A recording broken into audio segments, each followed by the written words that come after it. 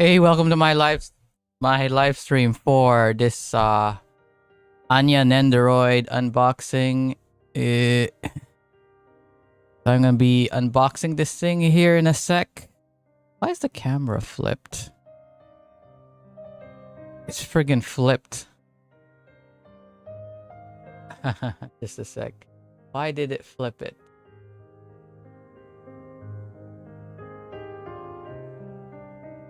Or did I flip it?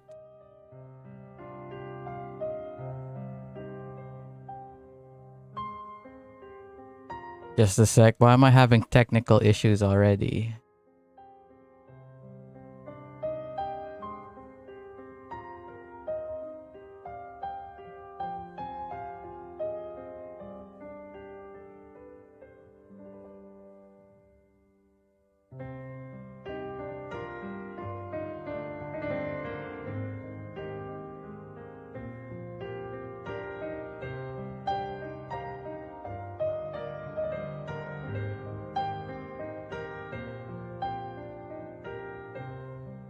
Thing is just flipped on the thing. Just a sec. Why am I transform. There we go. It flipped. Yeah, today I'm gonna do this. Anya Forger. I don't remember when it was released because I didn't pre-order this. Because I just went to the store and I saw it. Because normally when I want an Nendoroid, I pre-order it. But okay, maybe no light from the cam. I'll use this. So normally, like I got this guy who's like a Good Smile Company partner, and he gets them early, and I could pre-order from him or from them. It's like a kind of it's a store. I normally get them early, but lately I've been kind of annoyed at them. Like I was like, you know what? I'm gonna stop buying from these guys. And I knew that this Nendoroid, it's from a popular series, so they're going to release a lot of these. Unlike, say, the Gura ones, where I know that I know these are limited. They're kind of limited. Yeah, and they also sold out when pre-ordering, so I made sure. I knew they're going to get sold out, and they will be way more limited than this one. Even though I think this one will sell more overall, but you know how rabid the fans are with this one. Oh, should I keep this here so that I can compare? Just a sec, the music's a little bit loud.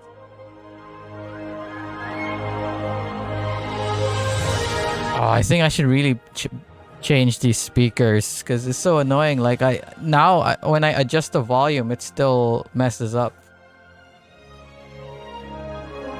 So yeah, I knew this one I was going to see a lot of these at the store. So instead of pre-ordering it from the guy I normally get from, I just was waiting till I see it in the shop, and I did when I went to the mall just randomly one day. And it's like, oh, there it is. Showed it off to my office mates, who a bunch of them also watched the show. So I'm like, hey, look at this, guys. And you're like, oh, that's so cool.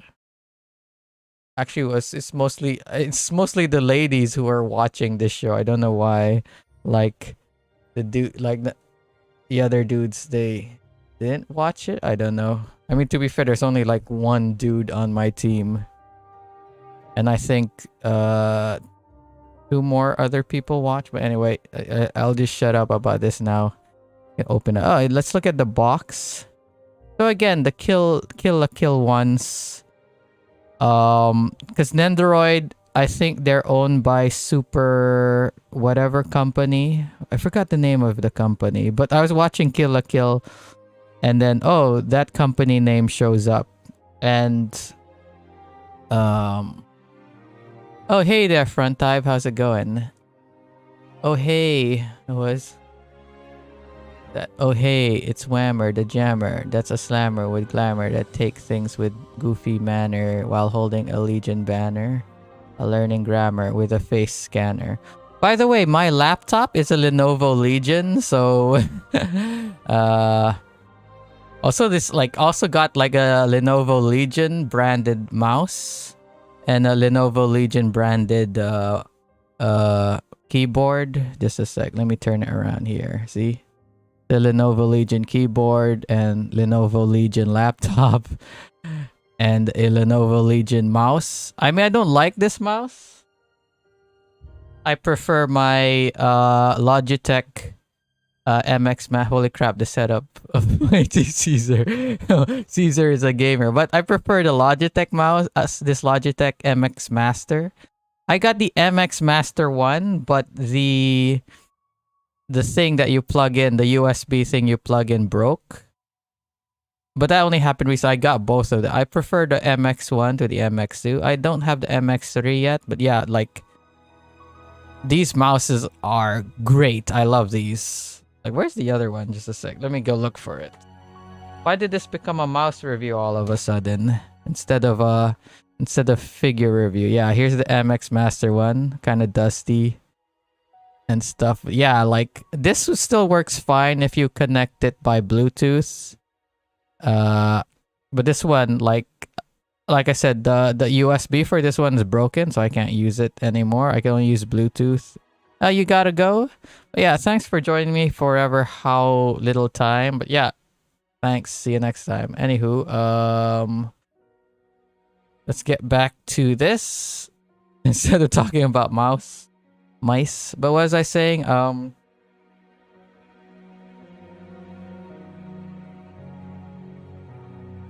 So the box is, like I said, like the company, like the Kill la Kill boxes are a lot better quality. Let me get the other Kill la Kill one, wherever it is. The new one.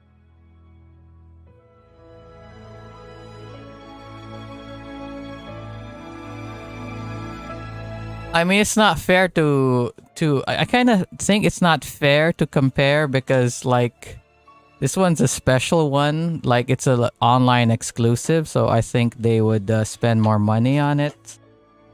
But looking at the older ones, the non-online exclusive ones, those are also high quality because look at this. See, you got even the older ones, they got the special text on the box. And then, oh, see, it's even got, yeah, see, Ultra Super Pictures. I think they're the parent company of Nendoroid or something. I'm not sure. And also Ultra Super Pictures is the parent company of, like, Studio Trigger, who does Kill la Kill. So I think they would put more money into their own stuff. But yeah, like, again, look, like, even the older ones, like the ones from a few years ago, the Nendoroids, they have these special kind of printing on the boxes and all that. Meanwhile, again, this one, it just feels like the generic one that you get, like, for all of them. Like, even for the... Oof, sorry, it's a little bit dusty. See, you just see the Corone one. See, it's same font, same... Oh, it actually also has the printing on this. The old ones... The printing is not on the clear plastic, it's on the box. But the Kill la Kill ones, like the name and all that is on the box, but you also have that text on the plastic, I think. Let me just double check. Yeah, look, see? The old one, see, you have the name on the box and it's also printed on the clear plastic. I don't have an older one of the non-Kill la Kill one, so I don't know. Can't really compare. Anywho, back to this, like, again, like the printing and all that looks like the generic. Like, I mean, normally I wouldn't be talking about all this stuff but you know, like I've been like, oh, he's reviewing the box. But yeah, you know, like I've been collecting these Nendoroids for a long time, and I've got like some Nendoroids. Oh, hi there, Saranya Play. How's it going? But like I was saying, what was I saying again? Oh yeah, the music that's playing right now is the Xenoblade Chronicles 2 OST. So if you're interested, you could listen to that. But yeah, like I was saying, I've been collecting Nendoroids for a long time. So, and also I bought a fake Nendoroid once, and I just know like you should look at the box before you buy anything. So I always compare the boxes. I always look at the boxes before I buy stuff, so I know whether it's not pirate, bootleg or not. So it's become like a habit of mine to inspect the boxes for quality. But what's cool about this one, it's got like, see, it's got a sticker. By the way, Muse is they're like the distributor for some anime here in Asia, especially in Philippines. Like they have a YouTube channel, and you could watch anime for free on Muse if you on YouTube. Like it's like Spy Family is on Netflix, but it's also on YouTube. So if you don't have Netflix, you could watch it for free. So you know, that's really cool. But still, yeah, they're the what do you call it? And if you're watching this from outside of Philippines or Asia, and you're like, oh, I could go to this Muse channel and watch it from in US. So I was asking people on Discord and stuff, and whatever Discord I am, who live in US and all that. I'm asking them, look at this channel. Do you see all the anime series? And they said, no, I can't. So it's like I could only see interviews and all that. So it's like, oh, okay. So you can't see all the anime series I can. So I guess if you have a VPN and you want to watch anime for free, kind of legally, I guess, without pirating software or something. I guess you could use a VPN. You could go to your YouTube, and then you can you could like use your VPN and change it to Philippines, and then you know you could go to the YouTube channel of Muse Asia and then just watch it. But yeah, anyway, kind of generic box. Heck, even the Corone one here, it's got this special pattern printing on it, but this one's got the solid color. To be fair, this goes in style with the manga book, because if you buy the manga book, it's got the kind of grayish green on it. So I think that's what they're going for. They're trying to go for the style of the manga, because it's got this solid color on it. Like if you buy the manga, you know, you're gonna have the picture on the front with like it's gonna be like dark, it's gonna be like greenish gray around it, and then you got the picture of them like sitting on the chair. It's gonna have this like, it's not exact same color, but it's kind of the same kind of, like I said, like this kind of color, the front and the back. I don't have the manga to compare, because I left it at the office so that my office mates can read it. But yeah, I think that is why you got this solid color instead of the pattern like the one on the Corone one. I mean, like I said, also, like you compare to the Kill la Kill one, you got the special printing, where here it's like matte, and then here it's glossy. So yeah, the Kill la Kill one boxes are always great. But again, why am I talking about the boxes? For 14 minutes in, I haven't even opened the dang thing up. But yeah, it's got the sticker. And well, yeah, again, like if you're wanna, I'm sure that there's going to be bootleg versions of this. Like usually you could tell if they're bootlegs because it's so easy, but sometimes I guess if you're gonna buy one of these and you're not sure it's bootlegs, I'm gonna tell you some of the signs to tell it's bootleg. So number one is the printing. I mean, I guess if you don't buy a lot of figures, you can't tell from the quality of box from the printing.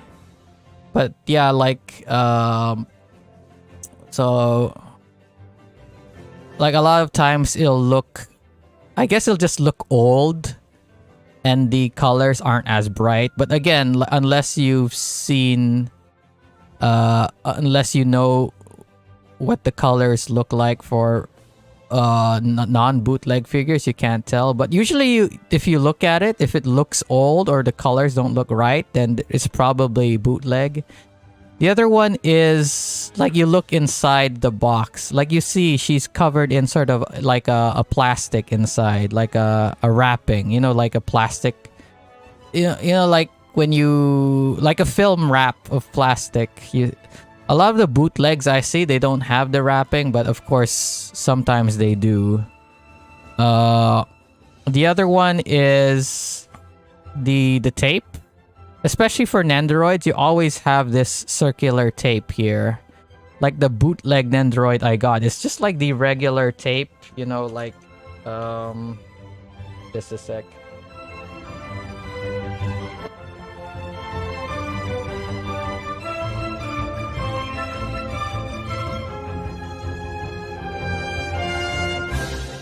So a lot of the bootleg, like, I don't know, like say this kind of tape that you get from the store, like I'll see, like you'll see it, it'll be just, you know, it'll be just taped with this regular kind of tape like that, you know, just like that. So it's like, oh wow, that's very cheap of them. But I have seen some official merch, not Figma or Nendoroid, but like other stuff where they use regular tape, like this, but I guess it looks more clean. But again, that's not a sign that it's bootleg. Then of course you've got the holographic sticker, but again, if it doesn't have the sticker, it doesn't mean that it's bootleg. Like this one here, it doesn't have the sticker. It doesn't have, I guess it doesn't have the sticker because I got it from the from a distributor, pre-ordered. So I guess they just didn't put the sticker yet, because, you know, like I think when you buy, when the wholesalers, they'll put the sticker or something. I don't know, because since I bought this one at the store, it's one I bought from a guy who's a distributor or something. And like I said, like I have some official Kill la Kill ones. Some of them have a holographic sticker and some don't. So, or maybe I was just fooled into thinking that that they were real. But then, like the other ones that I bought, I bought them from Kinokuniya in Dubai, and I know all of those are official and not bootlegs, and some of them don't have the sticker. Meanwhile, some that I bought off eBay did have the holographic sticker. So again, it's like, again, like I keep saying, the sticker is not always if it doesn't have the holographic sticker, it's not always a sign that is a bootleg. But of course, that you take everything into account. You take, if it's got multiple of those, if it has all those bad signs like bad box printing, not wrapped in plastic, bad tape, and no sticker, then like multiple signs, you know it's bootleg. And what I hate about, at least here in Philippines, if you buy a bootleg, at least it's cheap. Like I'll buy the bootleg and it'll be like 500 or 1,000 pesos only. And then like the official is like 2,900. So like at least, even if you were fooled into thinking it was original and when it was a bootleg, but at least you're not spending like the same price. I remember once I accidentally bought a bootleg in Dubai, and it was like the full price. Heck, it was a little bit more expensive than the official one. Like in Kinokuniya, it was like 250 or 300 dirhams. And then from that store, I got it for 300 or 350. I don't remember. It was, or maybe 400. I was like, wait, this is bootleg. And I remember all the signs. So I went back and I got a refund. Well, I didn't get the refund right away because I paid with my card. But I had to come back a few days later for whatchamacallit, to get it in cash.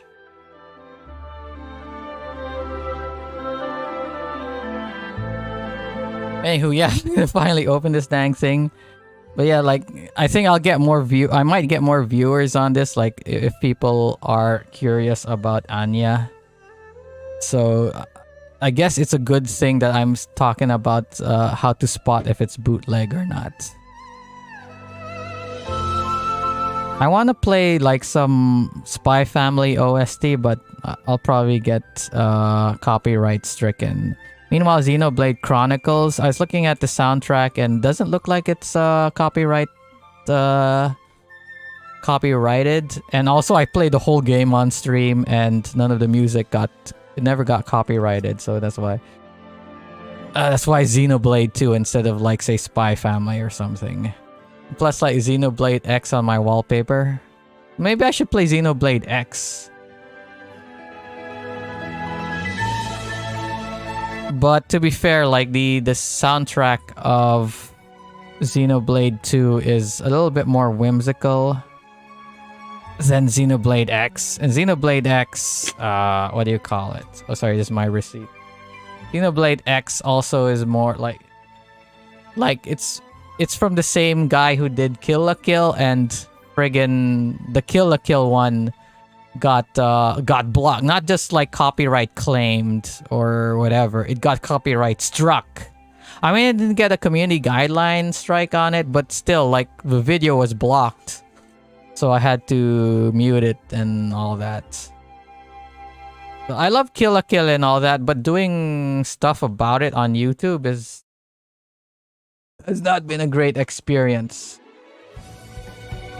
Because oh, hey there, Shamtop. How's it going? How are you? Yeah, I'm just doing an unboxing here. Let's take a look at the manual. Why should I? I'm glad that all these manuals now they have English. See, here's the Japanese, and on the other side is the English one. Yeah, I'm glad they have English. I think before they're all in Japanese, no English. So I don't know when they started doing this, where it's in English. But yeah, I guess it's pretty good for that. Why is the light changing? Like, see, like if there's too much white, it changes. Did I?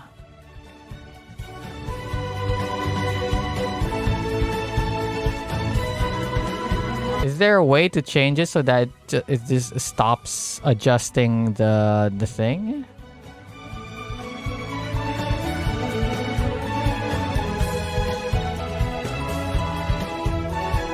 I think it's buffering. But yeah, stop stop that. Why does it do that? I guess, like, oh, well, then you won't be able to read it if the what do you call it? If the exposure, you wouldn't be able to read what's on it if the exposure didn't adjust, because it'll be bright. Kind of wish it was more manual. What can you do? How was my day? It's fine. Had a good session at the gym, and I got to clean the house today, which is good. Kind of a productive day. And what else? I had some burger. It was pretty good. I had a big lunch, so I'm skipping out on dinner. But yeah, it was a good day. Good day. I like it. It was a good day. Good day. How about you? Like, I mean, I didn't get any animation done and stuff, but I did animate something during the week. Not last weekend, but during the week. So I don't feel like my day was wasted, or my week was wasted, or my weekend was wasted, because it's been a pretty productive week. Hey, that's kind of new.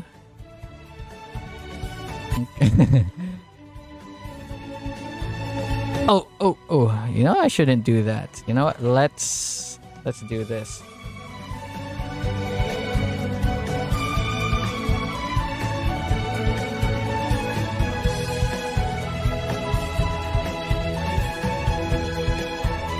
Okay. there, we got everything there. Cause like all the arms and stuff fell out because I flipped it. Now I don't remember where the arms belonged. Somewhere my arms belong. I will never know anything else. Anyway.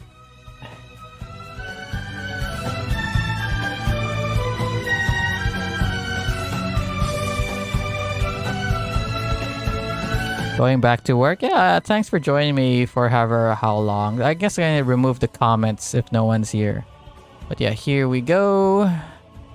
It's a bit odd, like having to look at the monitor to see what I'm doing.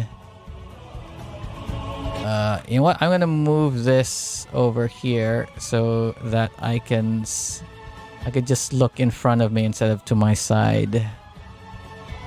Okay.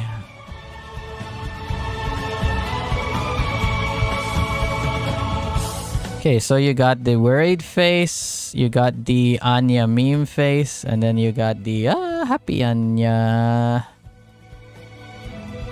What face should I use? Whatever. He's also got a cross-armed one.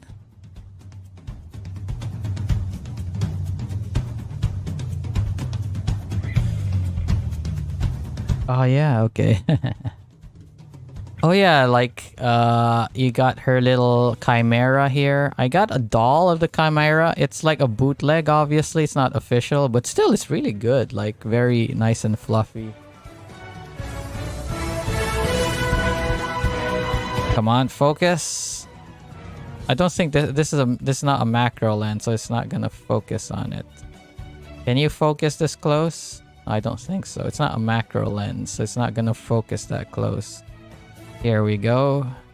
There's a little guy. I should have something for size comparison, but if you have Nendoroids, like they're all the same size and height, so I don't think I should have size comparisons.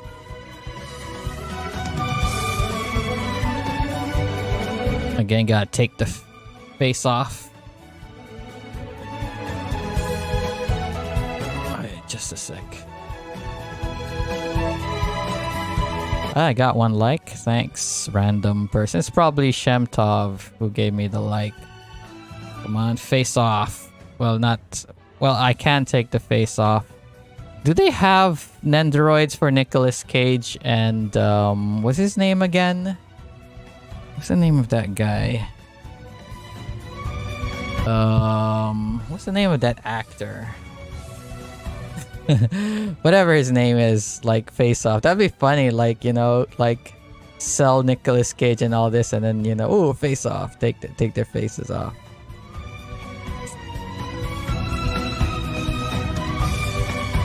Feels so weird, like being able to see the you know, the inside of their heads.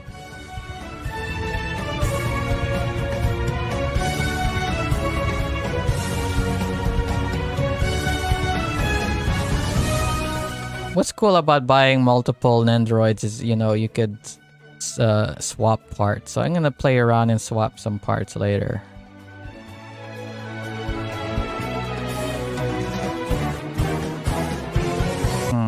What are these? These are spats. I'm glad they didn't give her pantsu. They gave her like normal looking kind of shorts.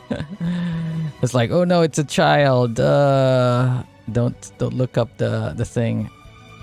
Oh, again, these new Nendoroids, they have these segmented arms, unlike the old ones where they're like solid. I'm glad for that. So yeah, you got these arms here. Okay, this arm here, I guess you could like swap them out like this. If you want this arm like bent like this. You know, like say you want to recreate the one where she punches Damien or something. Probably the next Nendoroid I'd get for Spy Family would be the Damien one, because Lloyd Forger, I don't want to get an Nendoroid of him. I would at least get a Figma of him. If I were to get, it'd be a Figma, not a Nendoroid. Speaking of which, okay, I'm just size comparing it to the Nendoroid, so that if I get a Figma of Lloyd, I want to see like if it looks weird if I get a Figma of him, like oh look, unusually large-headed child. Wait, let's take these arms off. What pose am I going to give her? I want a pose where she's holding her dolly. How do I get these out? Oh, okay. Oh wait, before I do anything, I should probably get out get this out.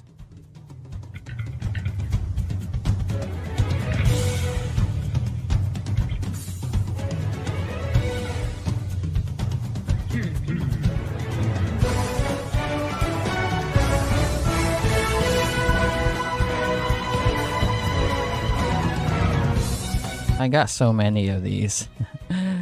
So it's like the generic stand. What happened to the music? Okay, it's fine. Again, why does it have the generic stand? Like, I was hoping after the whatchamacallit, the HoloLive ones, that they'd have unique stands, all of them. But even the Kill la Kill one doesn't have a unique stand. So I guess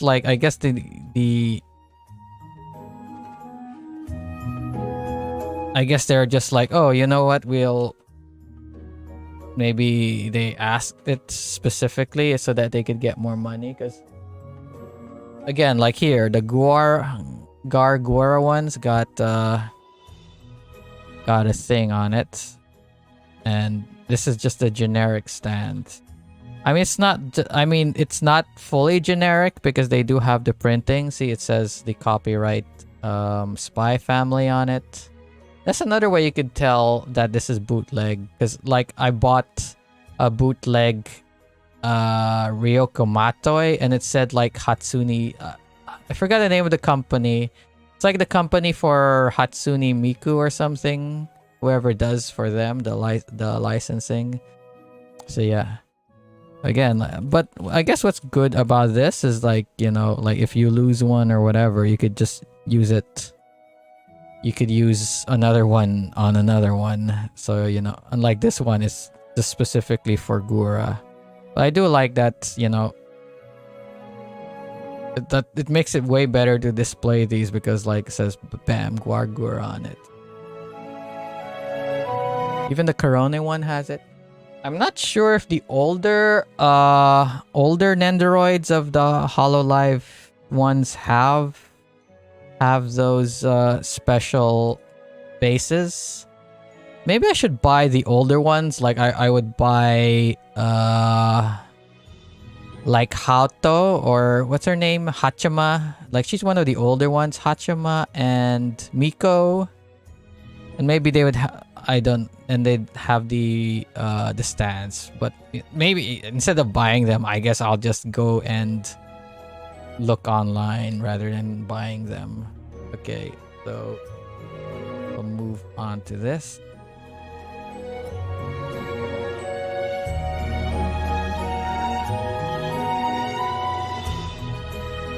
My arms. Okay, do I need to cut this open? Or can I just split it apart?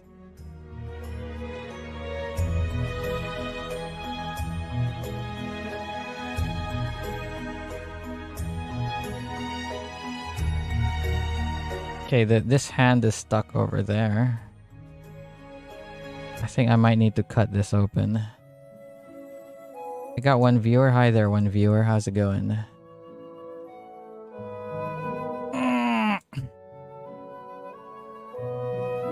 Come on. That's the thing. I'm trying to be forceful and gentle at the same time because I don't want to break anything or ruin anything. So, okay. Okay, it's this arm and this arm.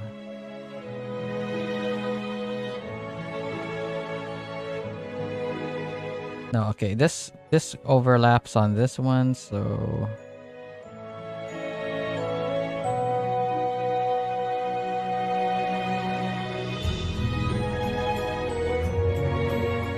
oh man, I forgot how good the music of Xenoblade Chronicles 2 is.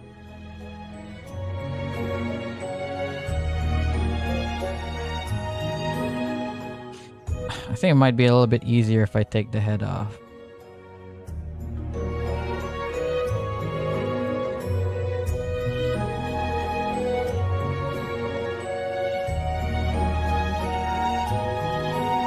Ah, come on. There we go. Oh, I should have these arm bent ones for like something like this. Just a sec. Like put Satsuki Kiryuin on that or something. Or I hit the camera. Oh, oh no.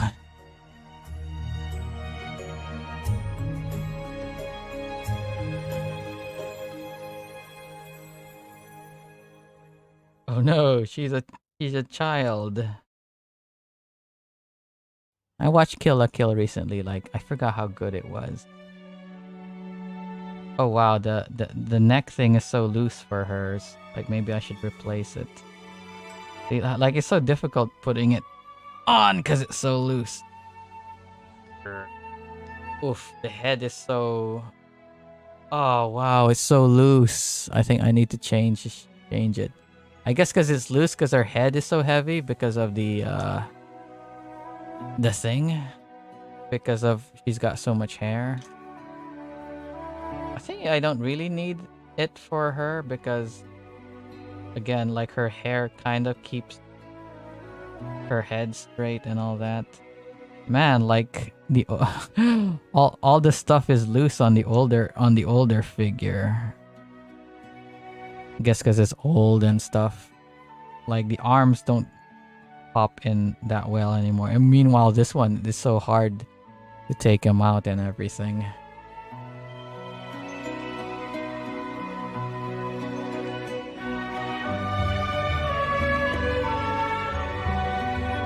You see another thing that's annoying. Like sometimes I have to use tape to hold it in because it doesn't hold in that well.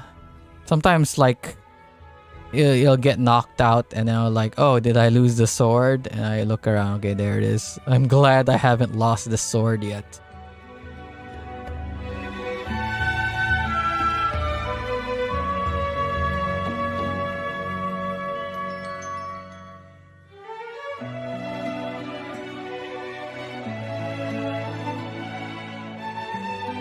Yeah, I might go back and replace her neck thing because it's very loose. Don't know if I should take the one from here and put it there or just take the extra one that one would have. Okay, let's put on all of her faces. This one with the arms crossed.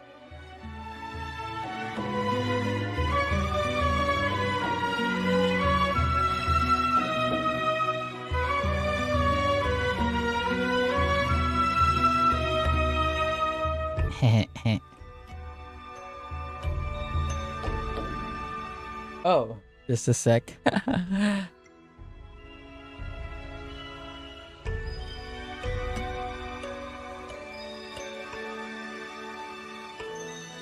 Again, what I love about Nendoroids, you could like switch the faces and all that.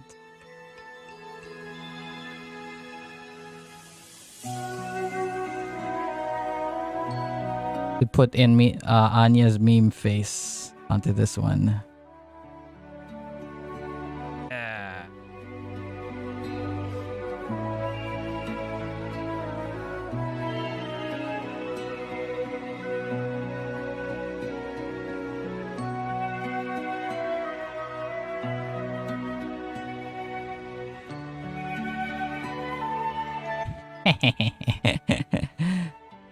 Put her face on this one. Look, she's a doggo. Look at that.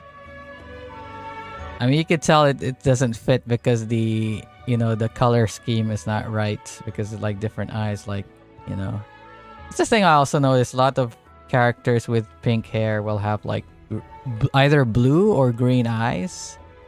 Friggin' like also like I think Fluttershy from My Little Pony has green eyes as well, or is it blue? I don't remember. Put this hair. Oh, oops, ouch.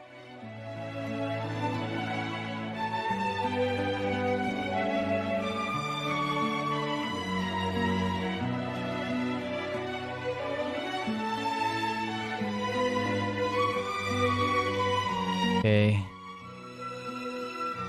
So, okay, which one am I going to use? I kind of, like I said, I want to have the little thing there. So which arm?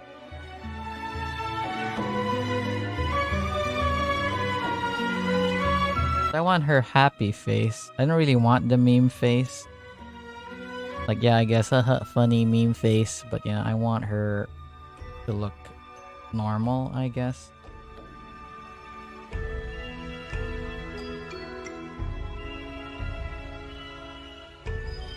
Instead of this one, her cutesy face, I want this happy face with a I guess I'll put this back.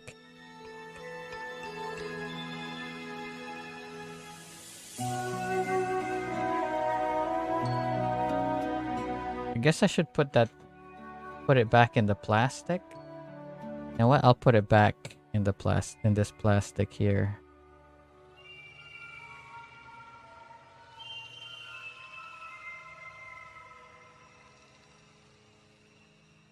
I'll just put it loosely. I don't really need to put it back the way it was.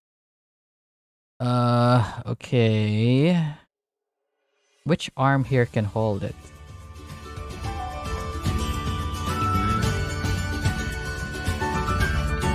I guess this one?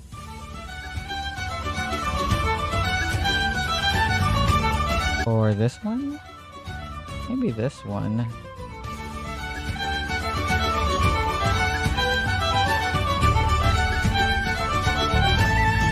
Oh, this is like the kind of nervous kind of arm.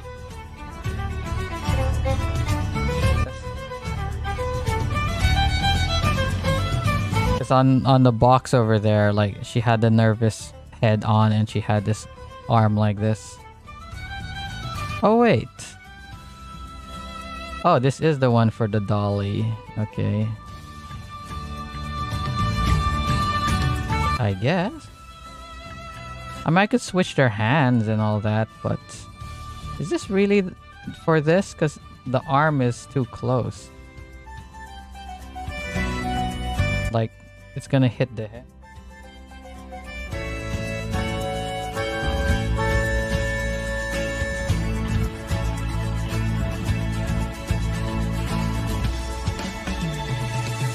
Dun, dun, da, da, da, da, da, da, da. Man, I love this song. Can I even take the hand out? I know you could take these hands out. Okay, that one's coming out. Let's see if I could take at least move this one. This thing. Okay, yeah, I can. This thing sometimes. Like, I remember I was like playing around with like a God of War figure before, and I was like, why can't the hand move? And I was like, oh crap. Oh, I finally got it moving, and then like, oh, the hand broke. And I was like, the other hand, like, oh, it moved, it turned just fine, but this other hand just broke for some reason. It was an official figure as well.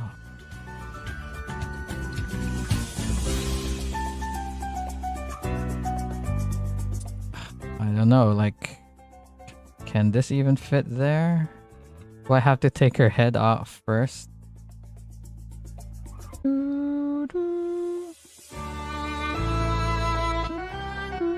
Man, I love this song. What's the name of this song? I'll look it up later. I mean, I should look now so I could see the timestamp at least.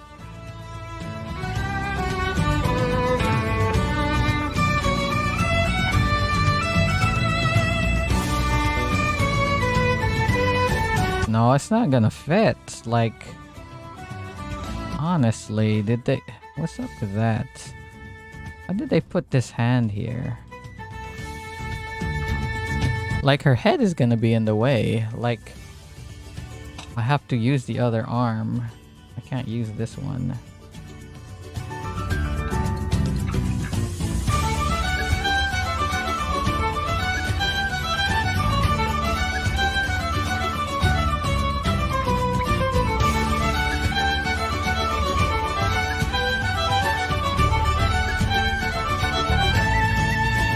Yeah, that's feels like an oversight, but of course it's a good thing that you could switch out the hands. Remember my bro, he got a Nendoroid where like the arms, they're more like an action figure compared to this one. As in it's got like joints and all that.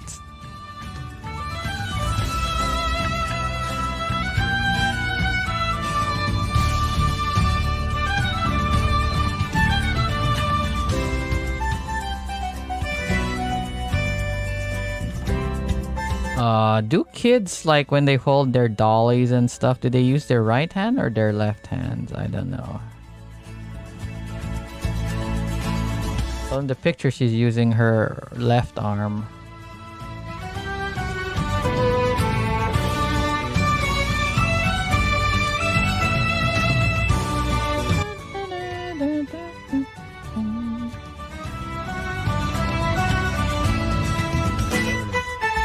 Why are you bringing your dolly to school? Does she actually bring her dolly to school? I don't think she does.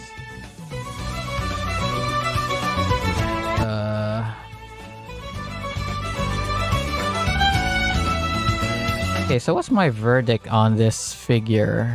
How long have I been streaming? Not even an hour. Okay, so what's my verdict on this figure? I'm glad it has like 3 heads, because I think the Corone... No, it has 4 faces, sorry. I think the Corone one I have only has 3 faces. But it has like 3 accessories on it. And it's got a removable... It's got multiple legs. Meanwhile, this one's only got the basic legs. So you can't you don't have that much choice when it comes to posing this one. Like, if you want like different kind of like bent leg and or whatever, or more accessories, like you're shit out of luck. Like maybe you could have the penguin one. I mean, to be fair, the penguin is like this big. You're gonna have to have a bigger box just to have it. I mean, what other accessories would come with her? I think that would be it, but maybe at least a different leg.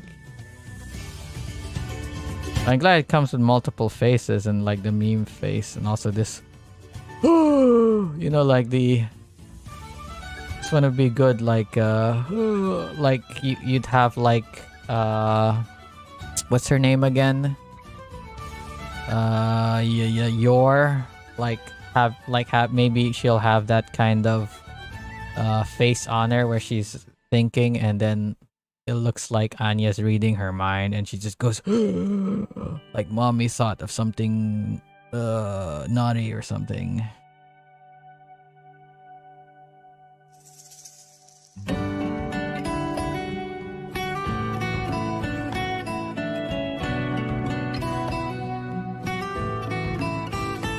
Want it closer to her.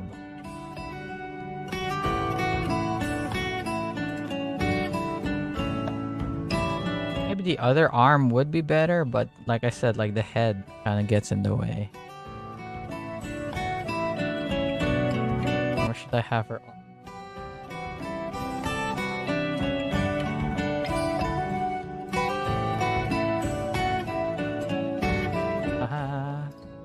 Haha, Chi-Chi. I was rewatching Kill la Kill and friggin' what's her name again? Ragyo Kiryuin says like haha a lot.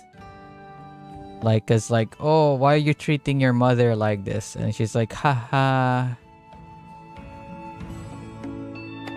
Of course, she doesn't say Chi-Chi because she'd be talking about her husband, Soroy Kiryuin or whatever. Or Ishin Matoy. Yeah, like I said, for an Nendoroid, it's fine. It's not one of the, I guess, it's not one of the best Nendoroids. It's passable. It's got the least accessories on it. It's got an adequate amount of arms, but you can't like really pose it that well because, like I said, I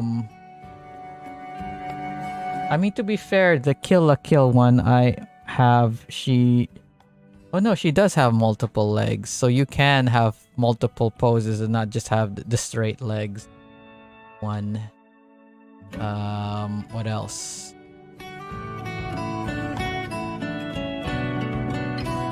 So like for posing, I guess you're kind of out of luck for this one. Less accessories, but I guess if you want the faces, it's fine. You got lots of faces.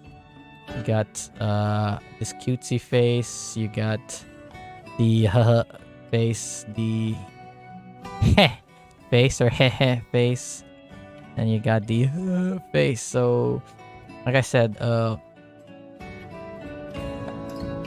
if you want her to express different emotions, like, yeah, it's great. So having, like, if you're doing, if you're like playing around with the figures, like you want to do like stop motion or just like pictures like of 3 of the characters interacting with each other. I think your Forger's not out yet, but Lloyd Forger is out. So if you want to like have them pose together and do some sort of scene, it would be good because, you know, she's got multiple faces. But again, like if you like you want a poser, you want to have her in multiple like different kind of poses, you can't really, because like I said, no different legs, not that many accessories. Arms are adequate amount, I'd say. Definitely, like, you have more flexibility on how you pose the arms in the newer Nendoroids compared to the old ones. So when it comes to pose, the possibility of poses, like, it's a lot better than the older ones, where like I said before, like the old ones, they don't have the ability to separate the arms in the middle, where you could like switch out pieces so that you could have different arm poses, more flexibility. Because like before, like you have a straight arm, that's it, you only have a straight arm. You can't get the bent arm. You can't like separate it in the middle and combine it with the bent arm. So again, like I said, you have less flexibility, especially when it comes to stuff like hair. Like you want them to move out of the way or whatever. But again, like you don't have the different legs and all that. And again, the generic stand, maybe, like I said, maybe it's only unique to the HoloLive ones. It's like, again, like multiple ones of these, I've only seen the unique stands on the Nendoroid, on the HoloLive ones. But to be fair, I haven't bought that many.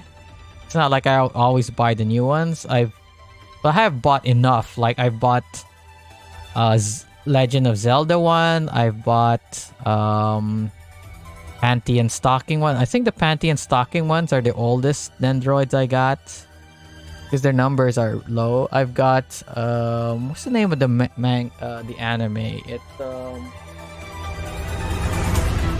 It's this one. I got the Nendoroid for this character here. I forgot her name. Should rewatch this. I liked it when I watched it, but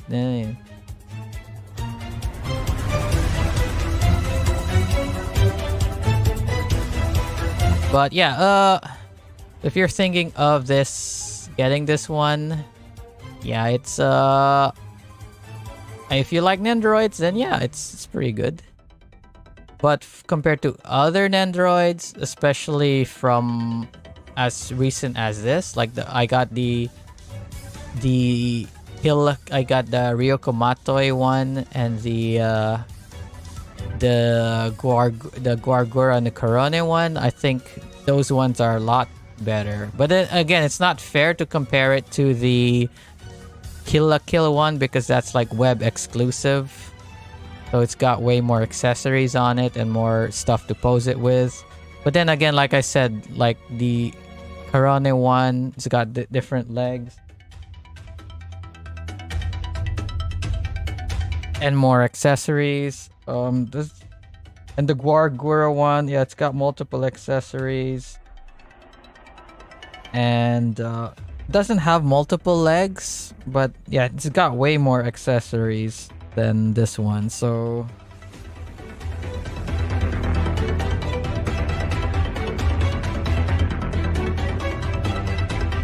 I don't know, like adequate. It's an adequate Nendoroid. Anywho, I will be moving on. If you came here just to watch the unboxing and review of this, I guess you could skip out. But yeah, I'll move on to talking about Cynernet and Bad Influence right after this. So if you'd like to, I mean, no one's watching right now, unfortunately. But if you're watching the VOD, you could jump out now because I'm going to go watch some Cynernet and what do you call it? Cynernet and Bad Influence.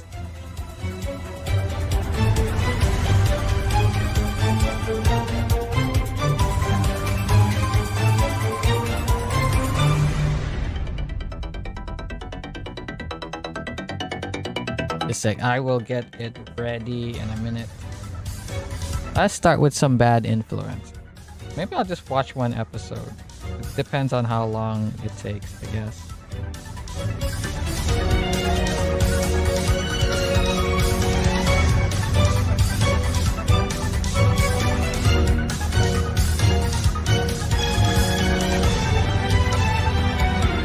Oh, hey Will, how's it going? I guess you came at a good time because I'm gonna do the Cynernet and Bad Influence ones. But yeah, do you watch Spy Family? I don't remember if you do watch Spy Family.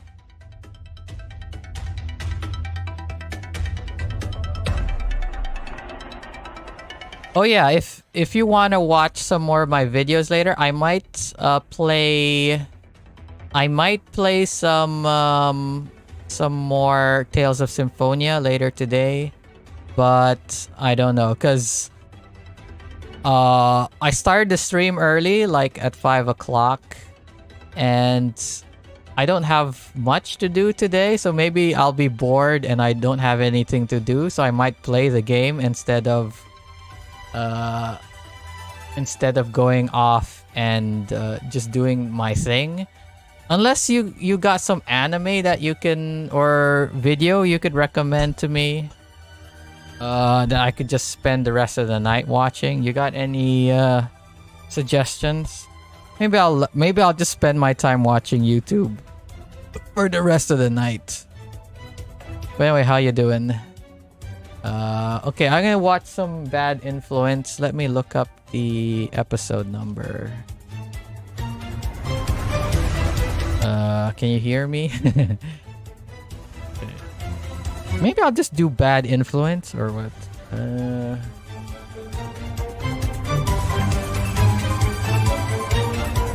Not really, sorry. Okay, which series it is? Series 4.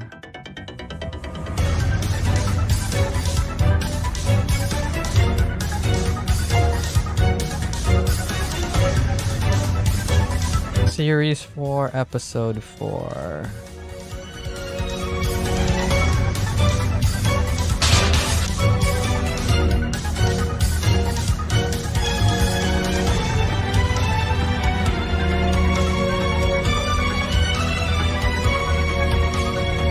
Yeah, I can definitely hear you. Okay.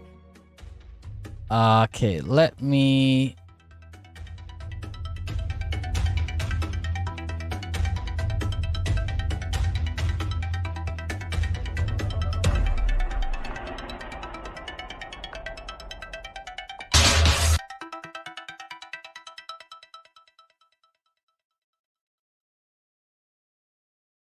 Why does it say error? I guess it's because nothing's happening on screen. Okay, let me go to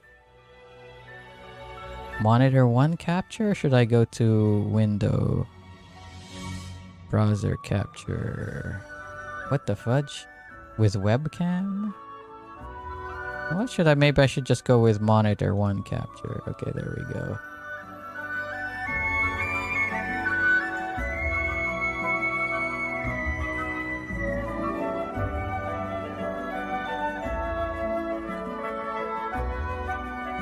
Okay, here we go. So, let me move the chat. What? Why is the thing... Why is my speed gone down? Why has my... Oh, this sucks. Like, why is the internet speed gone down?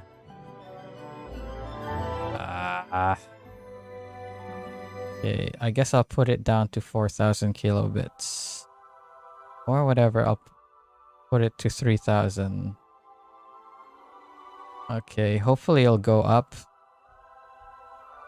Okay, so this is a TV show, Bad Influence. I don't know the history of this because I didn't grow up watching it. I watched a few episodes, but like for some reason, like on the channel I was watching it on, channel 33 in Dubai, like it was like the year 2000 and they were showing like episodes from the 90s and like there's already like PS2 era and all that, and they're showing like N64 episodes and all that. I'm like, what the heck? Anyway, I chose this episode because it's like PlayStation era or something where it's new. So also, is the internet, I mean, is the stream working fine for you? Because it's still showing up as red. I mean, nothing's going on, so it's not like you could tell if the frame rate is low. Anywho, let me stop the music. Okay. Just a sec.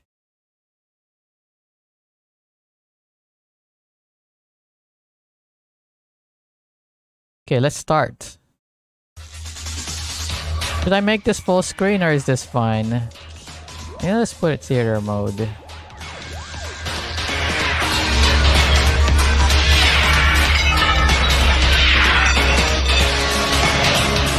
What?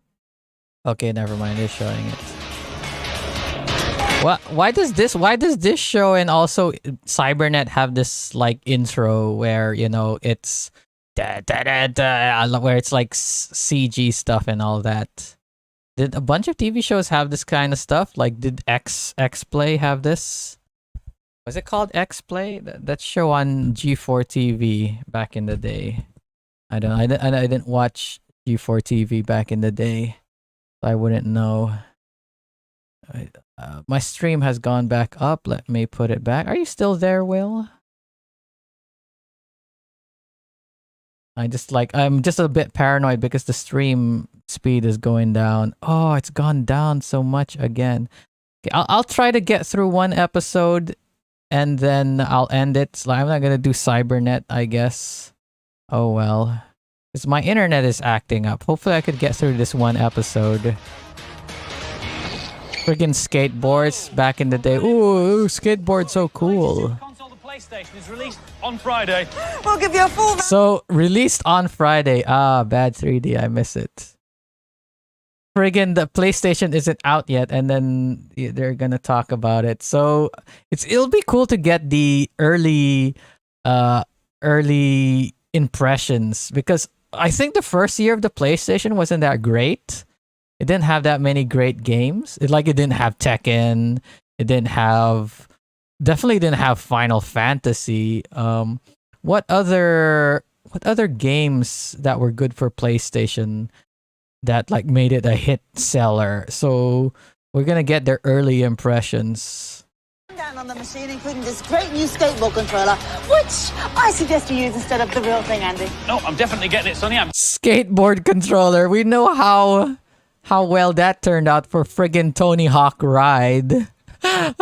Even with like more modern technology, good for PlayStation. Even with more modern technology, like a more compact controller compared to the one they're using there, like it did not succeed. Like, imagine how this controller plays compared to the Tony Hawk Ride one. Oh my god. Definitely getting it. Our main review is one of the launch games, Wipeout. And it's about what Wipeout. Like, that turned out to be a series that was very influential for the Wii Balance board. Was the only good one, I guess. Oh, maybe I should go buy myself a Wii Balance board and try it out, because I never had that, so it'd probably be a good time. Find like one of those retro places that sell it, and try it out. But yeah, let's continue. we'll be looking at ways to personalize Doom to create your own version of the ever-popular shoot 'em up. Personalized Doom. So they're gonna be talking about modding Doom. Back in, what year is this? 94 or something? PlayStation came out, what, 94, 95? What year did the PlayStation come out? PlayStation 1. So the PlayStation 1 came out in 1995 in Europe. Okay, 1995. 94, December 94 in Japan, September 95. So this would be like around September 95. So he said like next Friday, so like around like the week before September 29th, 1995. What was I talking about? What was the what was the thing they were talking about? Oh yeah, Doom, like modding Doom. Like imagine like nowadays you could mod Doom way more. The birthplace of the first ever video game. Birthplace of the first ever video game. So what are they gonna say? So I'm gonna try to think now what is the first video game. So you got that technically the first one is like they're using it's not like a oscilloscope, or basically just like sort of this like scope thingy that they're using for science or something, where it's used to measure something or something like that. But they're using the monitor or something to play a video game where they're like shooting stuff at each other. And then after that was, a lot of people say Pong was the first one, but the Magnavox Odyssey came out before that. Of course, by making Demon Girls, they also turned it quickly lewd. What do you call it? The Magnavox Odyssey, I think, came out either the same year or a year before the Pong came out. But I know like Pong deleted history. But what do you call it? I guess it's more like a video. Like it's more like video, and then you got dots there. It's not like the game kept score like Pong. So it's just like you've got a TV and you're just controlling dots on the screen, and then you put overlays on top of your TV. So I'm not sure if you could call that a video game. It's just like imagine like putting flashlights or a laser pointer and calling that a video game. There is no pass, only Pong.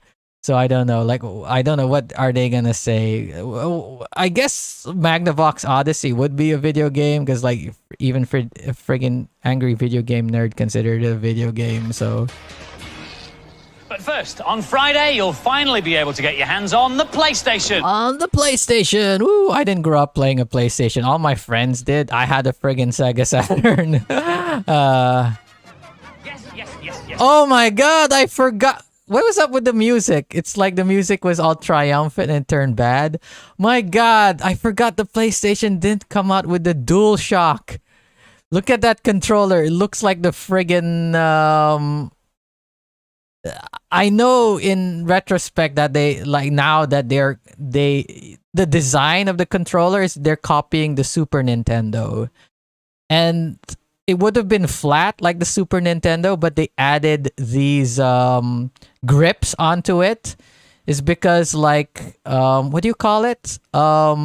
Like everyone in the design team and who wanted to make the PlayStation, all that, they were all pushing it to be like the Super Nintendo controller. But because like I think the president, not the president of Sony, but the president of the games division or something. What's his name again? I forgot. He flew airplanes, something like the Jammer is old and thinks DualShock was a PS1 thing. The DualShock 1 came out on the PlayStation a little bit later. I think later PlayStation had the DualShock 1, but like yeah, the old ones, and it only had these grips because like I was saying, like I think only one person in that place. I think he was the president of the gaming division. I forgot. Yoshida, I think his name was. But anyway, he flew airplanes or something like that or whatever, and he knew that like ergonomics in holding the controller were very important. This is only because of him that the things were added for better grip instead of it being like a Super Nintendo controller. But anyway, let's continue. We know it's the latest Super Console to be released in the United Kingdom, but Super Console. For your £300. Oh, there's an early unboxing video. I was just doing an unboxing video. Compact console. Of the bulky Saturn, and it's £100 cheaper. Half the size and £100 cheaper. I guess, like, man, like, I miss the days when consoles were this big. Like, friggin' how big was the PS3 when it came out? It was so friggin' huge. Like, before that, like, PS2 was already kind of big. The Xbox was huge. And then you got the small GameCube. Then the next generation, PS3 so big. 360, I think it was a little bit the same size, but it was more boxy, so it'd fit a lot better into stuff compared to the PS3. And then PS4, it was smaller than the PS3, so I think it's a little bit better. But the PS5 is so huge again. I think it's bigger than the PS3. I miss the days of the small ass consoles. I also remember like when the Xbox came out and the PS2 came out, like people were saying like Xbox is not going to do good in Japan because Japan is very space conscious, and the PlayStation is smaller, but PlayStation 2 is smaller and the Xbox is not going to do that well. Well, you know what? That argument went out the window when friggin' PS3 came out because it was so big. It was bigger than the Xbox 360. Where were all those people saying, Japanese people, they like small things. They want to save space. No more. That argument is gone. When the PS3 came, is gone. PS4, it was a little bit smaller, but still gone. PS5 is huge, gone. No more of this small console thing. Looking back on it, like, how were people that stupid to say something so, like, even at the time I was like, I guess? I don't know. But now looking back, like, that was a stupid argument. One of these, stylish. Oh, it looks so ugly compared to the DualShock 1. Perhaps we have larger hands over here. You'll get all the leads, larger hands, all the periphery, but you won't actually get any games. The PlayStation does come with a demo. Did any of the consoles? Okay, never mind. The NES came out with I think Super Mario Brothers, or majority of them. Sega, like after a year of the Genesis came out, it came with Sonic the Hedgehog. What do you mean it's aesthetic as fuck?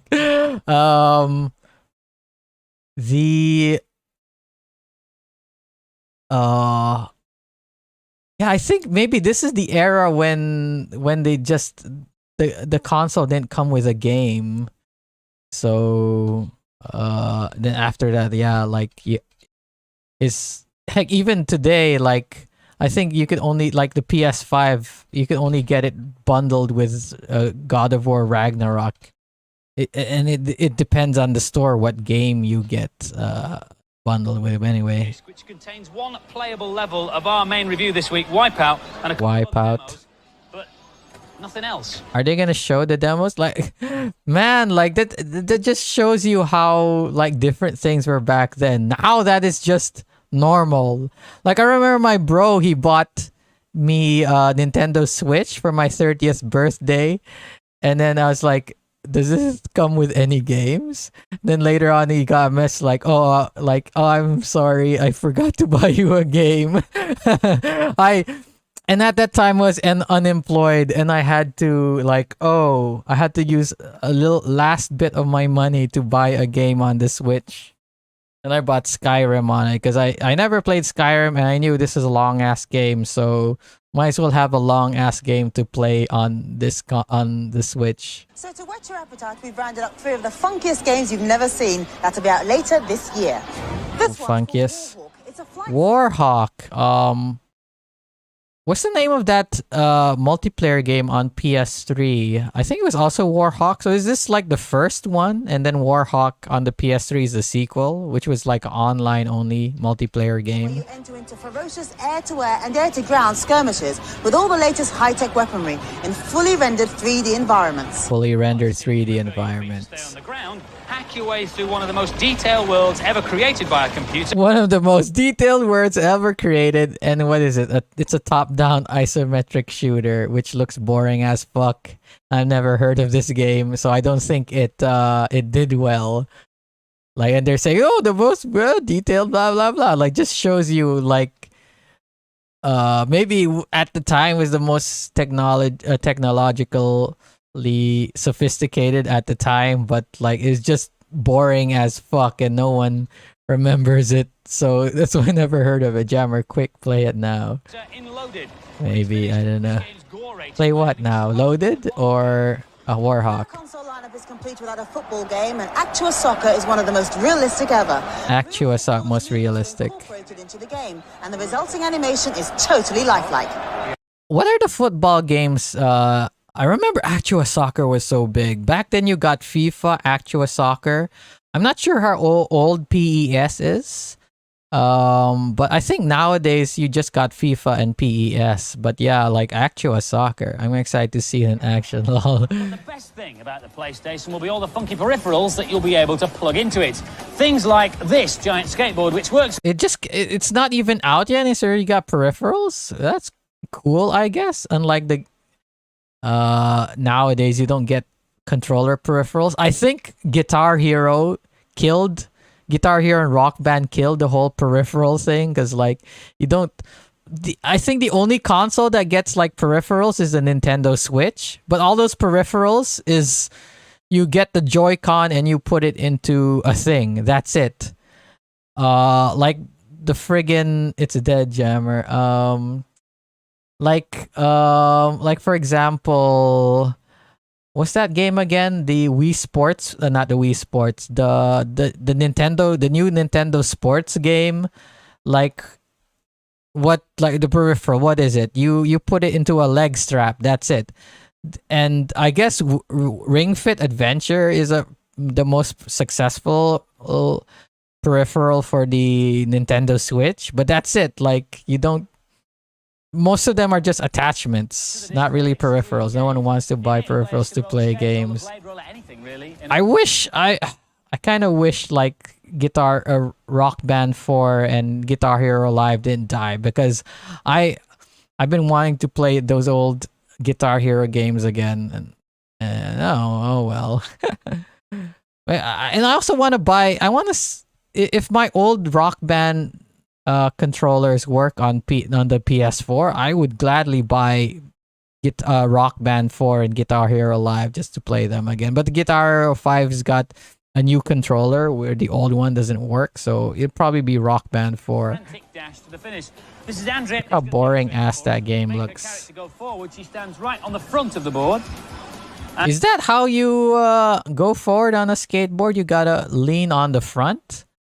I don't know. I only rode the skateboard like once in my life, so I don't know. I thought that you push with your legs, so I guess it's not realistic. I don't know. Character jump up or do tricks. You can kick the fishtail at the back. Is that called fishtail? It's like a real board. You rock the board to the left or to the right. Left or the right. What do you think? Also, why does it look like this board? Because this isn't the kind of... This is like those old... what do you call it? This is... what do you call those skateboards? Because it doesn't look like the skateboards that people do tricks on. It looks like those boards that people use. It's like more for speed and for going fast rather than the more uniform shape of a skateboard, which is more for doing tricks and all that. You do push with your legs, surfing perhaps. I think it's a really good game. It's a lot harder. Looks like something that will break if a kid jumps on it. That you're not going to fall off. Which means it's a good one for me. Come on. I was born to... Why are they like playing it on an elevated thing? Like if they fall over, they're more likely to hurt themselves because it's elevated up. Like why? Just cuz? Andy Crane there. This week's main review is one of the first games available for the PlayStation, Wipeout. Wipeout. The game puts you at I remember I played Wipeout on my friend's thing. He said he really liked it. But I played it I felt it's so boring. And later on, I kept playing the demo on the PSP and on the PS3. I couldn't stop myself from bumping on the walls, scraping onto it, and I just didn't know how to play it. So I never got into Wipeout. I don't know. I don't get the appeal of Wipeout. I know. It's a race to the finish against Is there even Wipeout on PS4? I know there is PS3. I don't know if there's on PS2, but someone with another I know overall I don't like like it. But Like Wipeout a race leader. Here's Adam. here's Adam. This game is very fast and has Oh incredible. yeah, the unique thing about this game is that they ask kids to review it for them. They have multiple kids to do it. I honestly feel like this is what gaming magazines should do, like especially with big games. I think the only main magazine to do like multiple reviewers is Famitsu.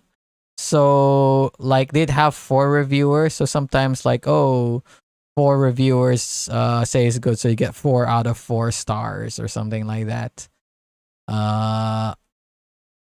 And I kind of wish like more publications did that. Like IGN, you'd have like 2 or more, at least 2, like giving their differing opinions on it rather than just one guy. Because like sometimes like video game donkey made a good point about it. Is like you don't have a consistent voice with these publishers, and you don't know their tastes. That's why I think a lot of people are moving on to YouTube reviewers or something like, say, Angry Joe. So at least you know Angry Joe's opinions on certain things. You know what he likes. So like, say he really likes I don't know, like Tekken, and he says, "Oh, this new Tekken, it sucks. I've been playing Tekken since Tekken 3," and like that. So you kind of get an idea. But if you read something like from IGN or GameSpot, and you haven't been reading there for years and all that, so you read the review on it, so I guess you're gonna have to take their word for it. But like I said, like, this is like, you know, they're just asking regular kids who play these games normally, and sure, their reviews aren't that in-depth. They just give a quick thing. I feel like you'd get a more fair review, fair and honest review from multiple people like this talking about it. So, you know. Incredible graphics, but when you first start, you'll probably spend too much time crashing to notice. The game has a choice of 6 tracks in 6 countries, and you can also choose from 4 vehicles and 8 drivers. And An important part of the game is to pick up power-up icons. So Does picking the drivers really matter with a game like this? Like, it's not like what's that game that's like this on Nintendo? What's that game again? You know the game where Captain Falcon comes from? At least those drivers have like very noticeable personalities and all that. Like friggin' Captain Falcon is like a fighter in friggin' Smash Bros. Just to give you an idea how unique those characters are. In a game like this, does it matter? Like you're just gonna pick either the ship that looks cool or the ship with the best stats that go with your play style. So does it matter, the drivers? And of course, like the levels, yeah, of course, like 6 tracks don't sound a lot. missiles Especially if they all look like this, samey, whatever. slow down enemies which would run. Mines to slow down enemies from behind. Speed ups to allow you to turbo boost along the track. And shields like... Also, what game would you compare this to back then?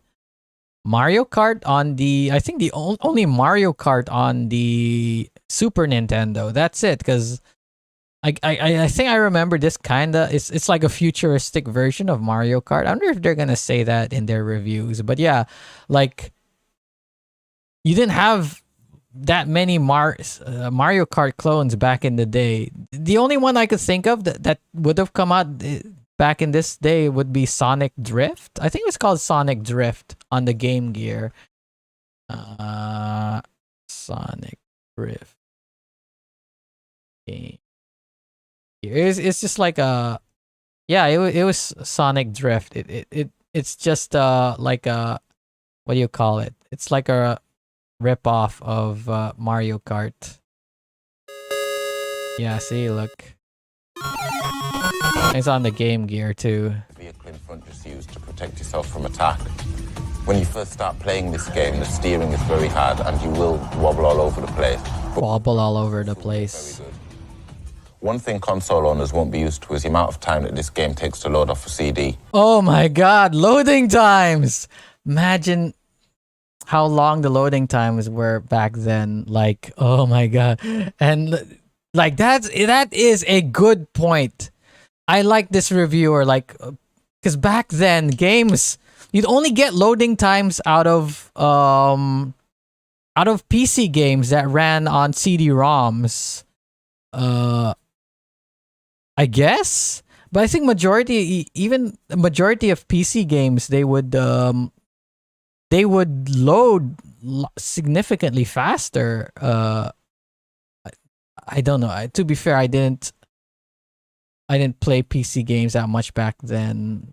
I did play a bunch of MS-DOS games back then, like Mortal Kombat 2 and the Genesis version of Aladdin on PC, and Lion King on MS-DOS back in the day.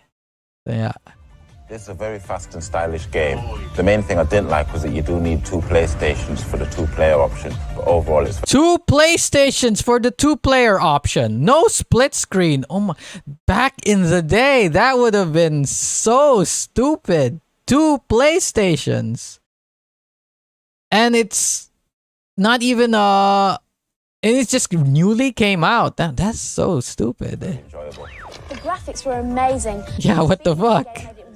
I mean, nowadays it's fine. Like, multiple people would have like consoles that are not like... I'd have a console, you'd have a console, we could play online, or people have PCs. Like, oh yeah, let's play Counter-Strike. You install your, I'll install mine, or Fortnite.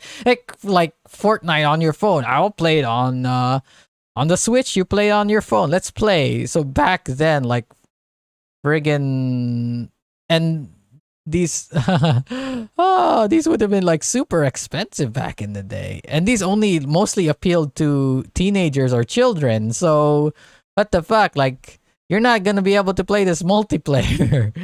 Although I did You're a rich ass. Control at first. The graphics are 2 consoles, 2 copies, yes.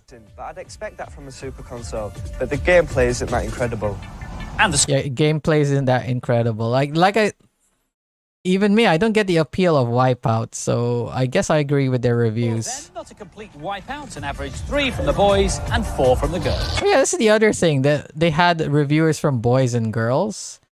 I don't know. Back then, did they have many games for girls? It's not like today where, you know, you get games like Animal Crossing, or you get like puzzle games like on the phone, or you get on the phone you get, and even on PC you get these find the object items, or you get these a lot of farming simulators like what do you call that again?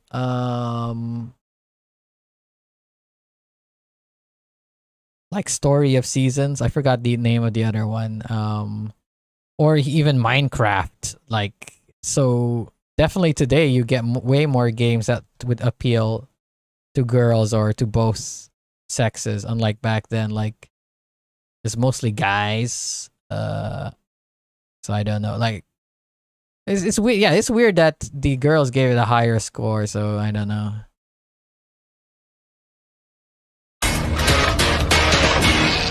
So the boys give Wipeout an average 3, which goes to prove Average what we always 3. say, it's the gameplay that counts, not shiny graphics.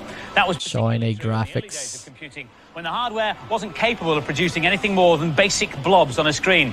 Here's Violet in a pilgrimage to the birthplace of video games, Silicon Valley in Birthplace of video game Silicon Valley. Let's see how accurate their history No is. matter how big it gets in the end, the computer and video game industry is now worth billions of dollars. But this is where it all Back then, it was worth billion. Well, she said computer and video games. She said billions of dollars. Even back then, it was billions of dollars. I know nowadays, like after I think after Call of Duty 4, after GTA 4, Call of Duty 4, I think that's when video game industry were earning more revenue than the video game, not the video game, the movie industry. I think that's when video games were earning significantly more. The video game industry was earning significantly more compared to other forms of entertainment. And it's blown up way more since then, especially with mobile games. But even back then, it was $1 billion in 1995. Wow, that's makes you think, you know, like how much is it now? It's like 100 billion, like a trillion. I don't know. started. This is the Dutch Goose Tavern in Palo Alto, California. And it was here 22 years ago that a young guy called Nolan Bushnell walked in with a proposition. Nolan Bushler. I mean, to be fair, I don't know the names of all the people who made those old consoles and all that. He asked the owner if he could install a brand new kind of game, a shoot 'em up called Computer Space, which just happened Computer to be the world's Space. first video game. Oh, okay, Computer Space. So yeah, a lot of people like get it wrong saying it's Pong. So Computer Space? What is Computer Space? Back in the early 1970s, it was pinball that was a game to play. It was the pinball players that Nolan thought would want to play his new game. But even though Computer Space Pinball. was basic, I remember when I went to Chicago, there's this restaurant and they had it had an arcade, but also had a bunch of pinball games. I haven't seen like a pinball machine in like so long. It was cool to see like pinball machine when I went to Chicago. That's cool.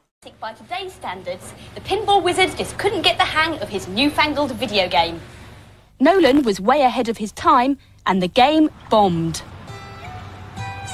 Okay, like, can you show some gameplay of the game? And he set up a workshop in his daughter's bedroom. He vowed that his next game would be Why didn't they a monkey could play it. Why didn't they show what it looked like? Come on, man. He just built one. He just built This time, one, he okay. decided to test out his game first before going into production. He used this place, which used to be a bar called Andy Cat's Tavern. Andy Cat's Tavern. The game he invented was called Pong. Oh, A tennis game played Really? with a square ball. But Again- after only one weekend, disaster struck. Nolan got a call to say his Pong machine had broken down. it broken down because it got so many quarters in it. Desolate, wondering Or if is that what they're gonna say? successful machine. But when he opened the cabinet up, he could see the fault straight away. The primitive coin mechanism had completely worn out, and the entire cabinet was totally flooded with quarters. Yeah, that's what I remember from the story. A Pong machine in every bar, university, and street in America. Okay, so no mention of the Magnavox Odyssey or like that the thing I said where they're using what is it, oscilloscope? I don't know what it was called, but yeah, they're using some sort of scientific machine to play Vidya on it. Nolan started up his first company and decided to call it Atari. Atari. So why was the first video Really? game invented in a small town in a valley in Northern California? Are they gonna talk about all the Pong ripoffs that came out afterwards? To the Tech Museum in San Jose. When Nolan was dreaming about video games, What is so special about Silicon? was at the center of the fastest growing industry in the world, the computer industry. Computer Where they industry. invented the silicon chip, and where, to this day, they produce over 80% of the world's supply. It became What, really? 80% of the world's supply in 1995 was made in Silicon Valley. Nowadays, what is it? Like 99%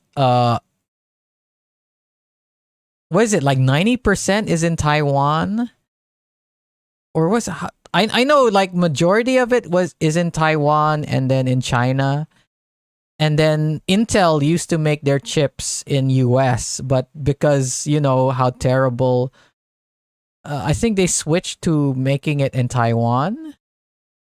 Because like the Intel chips, number one, they were more expensive, and number two, they weren't as good as the AMD chips. So again, it's so I keep forgetting stuff like this. Like, how much you say 80% was there? Wow. Like, considering now. known as Silicon Valley. Silicon chips were revolutionary because for the first time it was possible. Wait, did she say now? Like, there? Or back in the 70s? A small computer I don't know. you could use at home. 80%. How much is it now? How much percent is in Taiwan and China? I A don't couple know. of techies who decided to do just that. I think now it's significantly higher than it was like a few years ago. This is the most famous garage in the world, a landmark site in computer history. Inside it, two teenagers built the world's first plug-it-and-go computer. They called their Plug it, company go? Apple. Oh, Years, Apple. Apple were leading the world in personal computers. And those two teenagers, Steve Jobs and Steve Wozniak, Are these teenagers? I mean, to be fair, like I knew a bunch of teens when I was in high school who did have like didn't have full-on beards like this, but they did have a lot of facial hair. But maybe, to be fair, maybe this is after the fact, like a few years later, after they were teens. But I don't know. Like, when was this picture taken? A fave duo, Steve and Steve. Well, who did say? Like, oh yeah, Steve. I almost said Steve Urkel. Steve Irwin. Steve Jobs and Steve Wozniak, right? Is this Wozniak? I don't know. were bosses of a major multinational company. The Apple II was the machine. Is Wozniak still alive? that kicked I off guess the he home is. I don't computer. know. For a start, you didn't have to build it yourself, but more importantly, you could actually buy pre-written software for it. It was also the first color home computer because Steve You had to really build computers back then for yourself?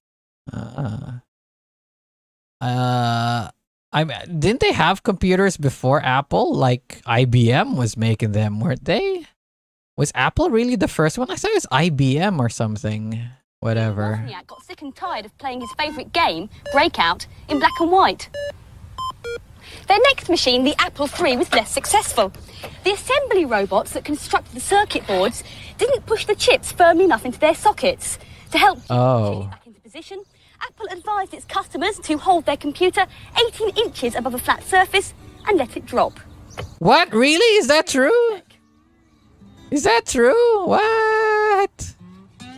What if you broke it when you dropped it? Like, would you get refunded? I mean, to be fair, I guess that is way better than the repair system that Apple does nowadays. Oh, your screen broke? You know what? We're going to you want to fix your screen? No. your screen is glued onto the chip, onto certain stuff. It's glued onto the camera. It's glued onto the board. So you know what? We're gonna have to pretty much replace the old thing. Jammer, old tech is strong. I guess, yeah. Today, the likes of Wozniak, Jobs, and Bushnell are multi-millionaires, and the companies they started Multi-millionaires. are massive, employing thousands of people. Were there billionaires back in 1995? I think Bill Gates was a billionaire at this time. I don't remember. I think Bill Gates was the only billionaire in 95. Or was that later on? I don't remember. Computer and video games are now very big business. All right, big business. Adventurous lone techie building machines at home by torchlight are long gone. Kind of sad, really. You could have that future now, but unfortunately, all these tech well, number one, it's like way more complicated, and number two, friggin' these companies intentionally designed their thing so you can't do that. It's a good thing that the PC, what do you call it, PC thing, you can. It's still kind of friendly, but for laptops, for phones, for consoles, it sucks. It sucks.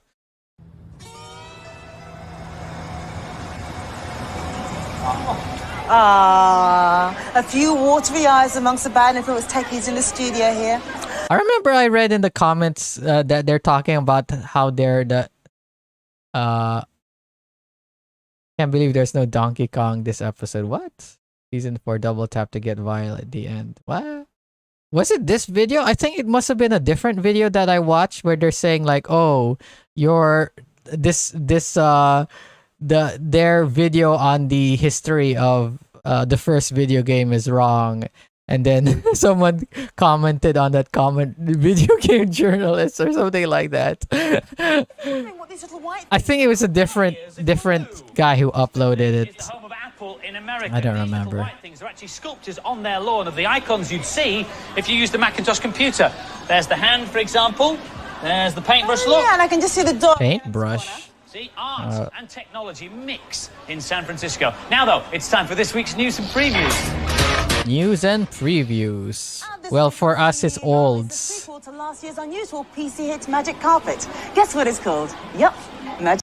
Oh my god, Magic Carpet. I remember like that was on display so much. Video game generation wrong since the beginning. But yeah, I remember Magic Carpet. I remember whenever I go to a computer store, they would always have that. I remember getting the demo disc and being blown away by friggin' Magic Carpet. Like, wow. What does Magic Carpet 2 look like? It's an evil character called Well, it does look significantly better than Magic Carpet 1, but still. And you must rescue him on your trust. Man, I should look up video for like Magic Carpet 1. I remember like being blown away by it. With a new Mega Drive game out in November, Vectorman. Vectorman. 43, and Earth has become a toxic waste dump being cleared up by Orbots. Everything's fine until the Orbot leader accidentally attaches an atomic bomb to his neural network, as you do. Now the Orbots are out of control and only... You ever play this game? I played it a few times. I guess I'll give my opinion on it when they do the review on it. As you do, then Blade Force on the 3DO is the game for you. What? You're part of a squad of airborne police who are fighting an evil street gang that has taken over the city. It's What console is this on? Is this on PC? Looks like shit. As you do. And now, here's Virtual Violet, still in historical mode, with a rundown on the development of the Joypad. The Joypad. Are they gonna talk about the N64 controller? It's got original games. It's got arcade conversions. Arcade conversions. It's even got that funny platformer where you get to be a robotic rabbit. But one of the best things about the PlayStation... PlayStation! Wait! It's Joypad. PlayStation! Said PlayStation! Let's reverse. Let's reverse. PlayStation! She said the PlayStation! It's got original games. Okay, this is a Destruction Derby. This is on the PlayStation. It's got arcade conversions. Arcade conversions! Can you tell me what console and what company made this game behind her? Do you know, Will? Do you know what company made this and what console this is on? Come on, I'm waiting. PlayStation. She said PlayStation. Yeah? No idea, Jam. I don't know if you're gaslighting me or whatever. This is You're joking with me. Okay, this is Virtua Fighter on Sega, on the Sega Arcade, on it came out on the Sega Saturn, and it was on Sega Arcades. What year did Tekken come out? Let me see. Tekken 1. Did it even come out when the PlayStation came out? What year did this come out? Okay, that's arcade. PlayStation, Japan, March 1995. Okay. November. So it would have come out November, September, October. So it would have come out less than 2 months after the console release. Maybe if they showed a preview of Tekken, they'll be like arcade conversion of the Tekken game, blah, blah, blah. But they friggin' showed Virtua Fighter. This hadn't even come out yet. Maybe if they said coming out in November, I'd believe them. Or maybe it came out already in Japan, March 31st. But what the heck? Why did he show Virtua Fighter? Again, another instance of friggin' video game journalists being wrong. What the heck? Ah! It's even got that funny platformer where you get to be a robotic rabbit. Robotic rabbit. Things about the PlayStation. What is this game called again? I mostly remember this because it was one of the first games, PlayStation games, to come out on the PS3. I think it was one of the first. Or was it the first? I don't know. I think, what's it called? Jumping Jack Flash? And after that, like, Only Plays played it with Ding Dong and Julian. So yeah, that's why I mostly remember. Joypad. Do people still call these joypads? I haven't heard anyone call them joypads in a long time. Everyone just calls them controllers nowadays. Do they still call them joypads? Anyway, this is friggin', it's not even the DualShock 1 version. When did the DualShock 1 come out? DualShock 1. Let me see. DualShock. November 20, 1997. So more than 2 years after the release of the PlayStation 1.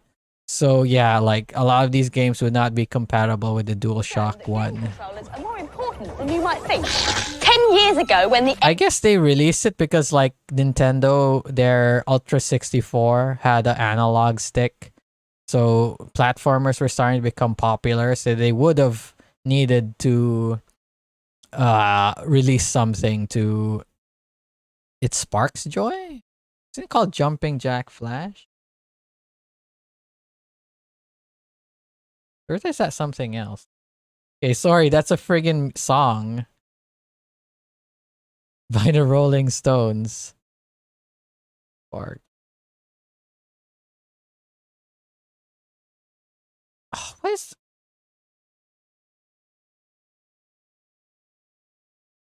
PlayStation 1 platformers.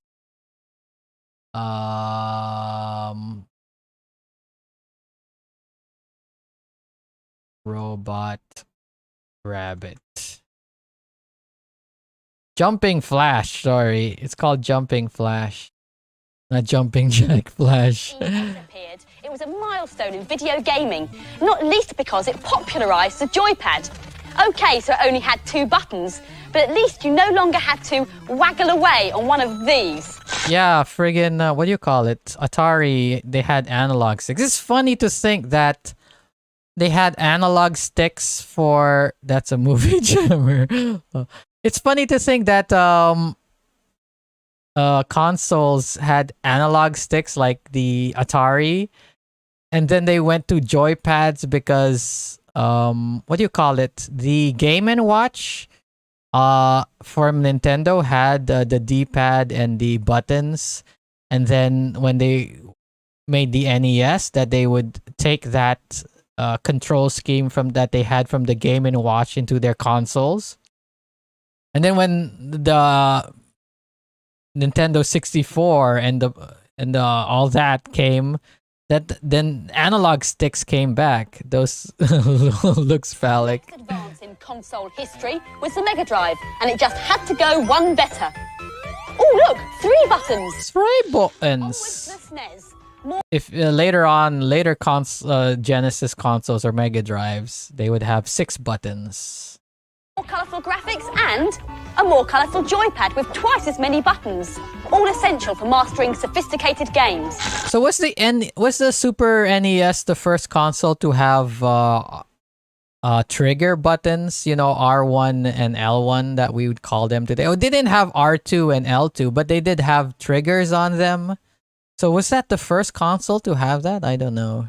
But it's not just another. Probably there's other ones, but it was the first. I think it was the first one to use them a lot or something. 17 on the Jaguar. 17 on the Jaguar. Because the keypad is just so awkward to get to. So as consoles move on, the controllers need to as well. Demolition The Derby. PlayStation joypad has got more buttons than you've got fingers. Oh, that's right. He's using the X button to accelerate.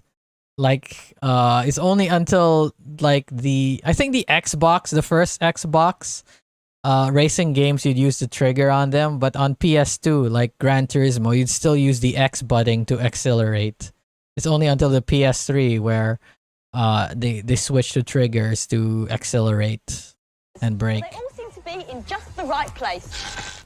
And the future? Well, the prototype of the Ultra 64 shows Nintendo 64 not even out. Joypads. Nintendo say 4 the design ports. for the joypads top secret because it's going to be as revolutionary as the Super Console itself. Man, it was still top secret at the time. Man, like, we know now that it had an analog stick on it. And I think that's the analog stick and the rumble pack on it are the only revolutions that carried on to other consoles to this day. But still, like, yeah, the analog stick. Don't keep your fingers crossed. You might need them. Virtual Violet. If you're a sad and lonely insomniac and you spend all your time playing Doom and you can finish all Doom. blindfolded with one hand tied behind your back, then you need a new challenge. And we thought, wouldn't it be fun to play Doom on the Bad Influence set? Wouldn't it be fun? Doom. Oh, boring, Sonia. Okay. I remember that I remember reading an article before that the company that made Doom, they released the source code for it. So, you know, you could make your, I don't know when they released it, but that's why like modding for Doom like today on the original system is way more sophisticated because everyone has the source code and all that. But I wonder, like, if they released it at this time, because like they're gonna talk about like customizing it and all that. On the Bad Influence set. So yeah. Digitized monsters of myself and Andy. Digitized monsters of myself and Andy. We're gonna have to blast our way out of here just to get down to the studio. Yes, we've made it to the door. If you look in front, you can just And the Doom modding scene. You can see the pods. To the left, there's the gantry. If we go round the gantry, I would be just about there on the platform. You can see the stairs behind me. Now, a level like that needs to have a plan, and this is the Bad Influence set map. Now, obviously, a complex... Was this official, or did a third party make this? I don't know. Several weeks to complete. So I'm going to make something a lot simpler, using what's known as a Doom editor. Did they have Doom editor? Is this official? Maybe they might say like, oh, you can buy it here for this price. I can pull this one out to create any different shape I want. Honestly, that looks really kind of friendly, you know, like user friendly. Very basic couple of rooms. There's our rectangle there. We've got our little passageway, and then this is my triangular room at the bottom here. How long did it take to render that level, I wonder, after you edited it? Press automatic and door. I've created my door. I want to make it a bit smaller. That's more like it. I want to change the carpet now in one of the rooms. I want to make it a bit brighter. There are hundreds of different styles. Ah. I'll go through. Honestly, that the customization doesn't look that hard. I can put my I was thinking because it's an old-ass system and all that would be significantly harder, but it looks pretty user-friendly, I'd say. equipment to fight them with. And the beauty of Makes me wonder how user-friendly Doom modding is nowadays. monster to fight against. Ah, we found the Cacodemon. Right. So I want to fight. Opera Demon. 3 Cacodemons in there. I need some weapons to defend myself when the door opens. Wonder how you'd share these levels back in the day. I know they had internet at the time, but still. What it looks like now, actually on the Doom levels. Yeah, I guess you could share them online. That. Now I need ammunition. Ammunition. So, here goes nothing. Pew pew pew pew pew pew. Come on then. Doom editors are only available on PCs, but there are loads to choose from. You can Only available on PCs. Like where else would it be available? On Macs? I guess Macs, I don't know. It's not like on console. NHL 93, NHL 94, NHL 90. Wait a tick. Do they even play are they even interested in hockey in the UK? Lol, she dead. Are they even interested in hockey in the UK? It's like here in the Philippines, like sometimes I'd see Madden. Like, does anyone even care about friggin' Madden outside of America on my gaming calculator? Yes, you've guessed it. National Hockey League 96 hits the Mega Drive this week. New Mega Drive. spinning through 300 They're still releasing games on them. Okay, never mind. I was gonna say they're still releasing Mega Drive games in '95. Like, okay. I think they were still releasing until '96. I don't know. NHL series of ice hockey games. It's a playable sports sim, but nothing special. Nothing special. Gameplay modes include Is it the same as the 94 version? Oh, sorry, it's 96. Is it the same as the 95 version? I'm playing the Red Wings and they're in white. It's quite easy to pass to each player, but it's sometimes hard to score a goal, which is quite So frustrating. I don't know what to say. I don't play sports games, especially not old-ass sports games, so I'm not going to give my opinion on this. Is if you get really violent and decide to hit someone like in real life hockey, you get sent off into the sin bin. National Hockey League 96. Do you even play hockey? You English people, do you play hockey? I thought it was difficult to tackle your opponents and manoeuvre. Overall, it wasn't the best sports sim I've ever played. Are you even interested in hockey? Are these people interested in hockey?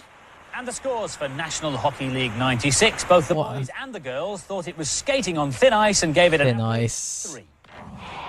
I mean, not easy to score all the bodies in the way. Lumbered onto the 3DO. 3DO! You control the Blood Angel chapter of Imperial Space Marines. Man, 3DO was still chugging along in '95. Man, they're gonna get friggin' destroyed by the PlayStation and the N64. Oh my god. Of the screen. Your mission is to board the out-of-control Space Hulk and divert its course away from the Imperial. So what year did Final Fantasy VII come out? It was 97, right? And then Final Fantasy VIII is 98. So the PlayStation must have been very unsuccessful for like 2 years. Like, what was a good PlayStation game that came out before before Final Fantasy VII? What year did Tekken 3 come out? Because I think Tekken didn't become really popular until Tekken 3. So let me look it up. I know Tekken 1 and stuff were all good, but a lot of people remember Tekken 3. So 97. Oh, sorry, 98. So 98 was a really good year for video games, even especially for PlayStation and stuff. The is an army of alien nasties which you have to destroy. Here's Lee. 40k or is it 30k? The graphics are spot on, and the incredible Space Hulk? atmosphere really keeps you in suspense. Is Space Hulk 40k? I have a squad of 10 men. These guys, that looks like a Space Marine. I have to take control of them. So there was 40k video games even back in the day? Aliens which have to be killed to complete the Oh mission. wow. It's a very moody game and requires a lot of concentration to play. Very. It looks kind of boring because look how slow they friggin' walk. Technically, it's a great game, but I found there wasn't enough time to position my men before the aliens. Technically, it's a great game. This game Okay. is really action-packed, and because of the first-person, Technically, it's a good game, but I don't like makes you it. feel as if you're really there. They tried to put some very good ideas into this game, but unfortunately it doesn't play that well. The scores. Listen, it looks terrible, especially on this freaking 3DO. Do these people not give scores below 3? They're saying it's not good, but they're saying, oh, it's a 3. And a connecting lead. And the question is, what was the name of the very first video game? Was it A, Donkey Kong, B, Mud? It was Computer Space, right? It said Computer Space, right? Mud, friggin' Mud. 0891 800 300. The lines are open until midnight on Sunday. Why didn't they show any gameplay of Computer Space? Come on, man.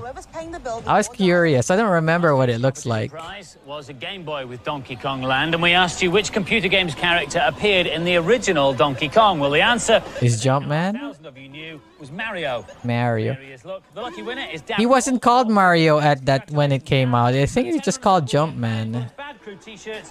Is the episode done? Bottom of the screen now. Well done. Pow, pow, pow, pow, pow. With the Bad Influence Doom level, but then I thought, no, why not play the real Doom instead? Okay, I will quickly go through one episode of Cybernet and I'll go through one more episode of Bad Influence. So, what's a good episode? I'll pick a older one. Cuz like last time, oh wait. Let's go view playlist. So what's a good one? Virtual Cop. Oh, Urban Strike. I used to love those games, you know, like Desert Strike and what's the other one? Jungle Strike and Desert Strike. Urban Strike was when I stopped being interested in it. So 1996. Is there any from 95? Friggin'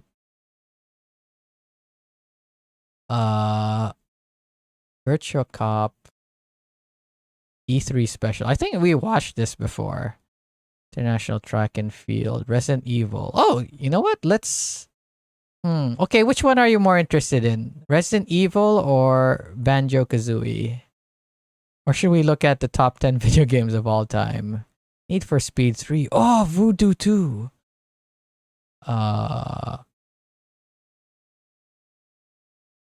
Man. The IMAX special. Dead or Alive. Okay. Roller Coaster Tycoon. PlayStation 2. Half-Life Opposing Force. Dynamite Cop. PlayStation 2. 1999? Didn't even come out yet. System Shock 2.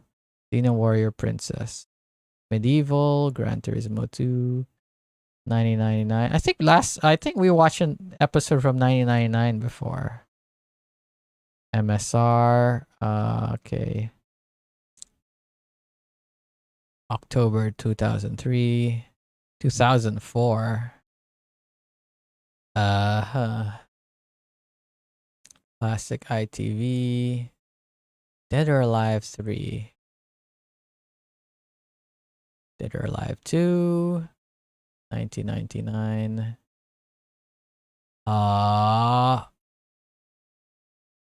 PlayStation 2, Opposing Force Dynamite. You know what? Let's watch this one.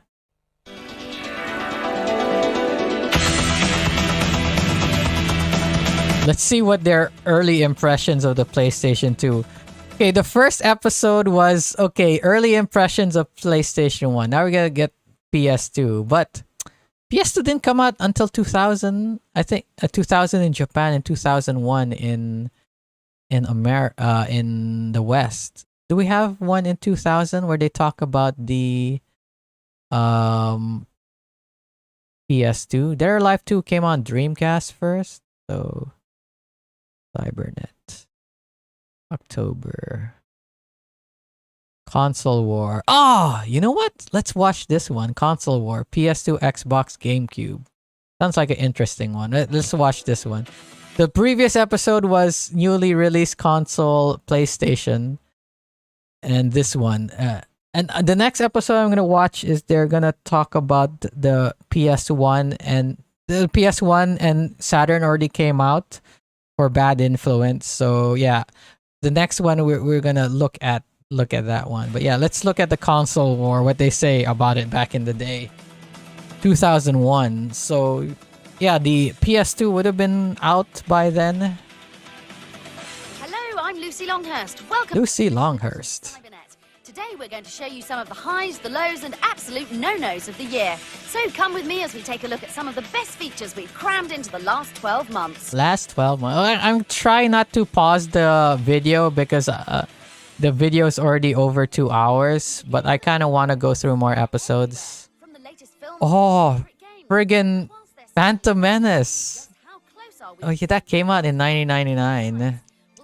Decided to find out and discovered that oh man, Mech Warrior. Man, that brings back so much memories. I only played friggin' Aibo.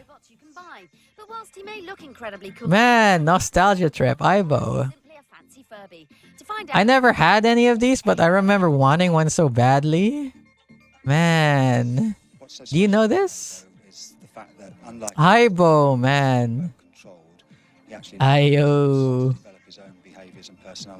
Man, I really wanted one of these as a kid. Now as an adult, I'm like, I would have gotten bored of it after a week. But yeah, like, I really wanted it. But yeah, thinking now, I'm glad I didn't get it because it was super expensive. And it would have been super limited. And you would have been bored of it after a week. Only see non-functioning ones, really. They don't require feeding, they don't make a mess. And as they become more sophisticated, then there'll be the opportunity for them to perform more. Do they even have more modern pets like these nowadays? In fact, we love the little robotic rascal, so I don't suppose you'd, well... No, I wouldn't consider selling him. Oh. Worth a try. Okay, so well, it's worth a try. Here to stay, but they're not exactly practical. What we want... Hey, let me turn on the closed captions. We traveled to London Bridge to meet Cynthia, a cocktail waitress. Because I'm talking over it, so hopefully you could read also the closed captions. I mean, it's gonna be incorrect because it's the Google algorithm doing it. Impressive. Impressive. So I'm gonna just let the episode play and talk over it so that it goes on quickly. But yeah. Oh, Jammer, most people understand that it's not really that good for I know, but still, like I'm saying, like, I would have gotten bored of it after a week. Can be practical, but they still don't look like all those androids I've seen at the movies. Fortunately, one company is turning science fiction into... Man, I remember seeing this robot a ton back in the day. This is Honda's P3. Yeah, Honda's P3, man. Nowadays, what's the name of that company that does all those robots nowadays? I forgot what they're called. Instead of simply moving in a given direction, it can actually alter its movements, allowing it to overcome obstacles just as a human would.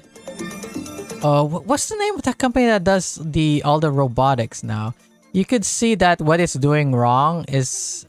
constantly improving. Will they replace humans? Well, perhaps, but we think they've still got...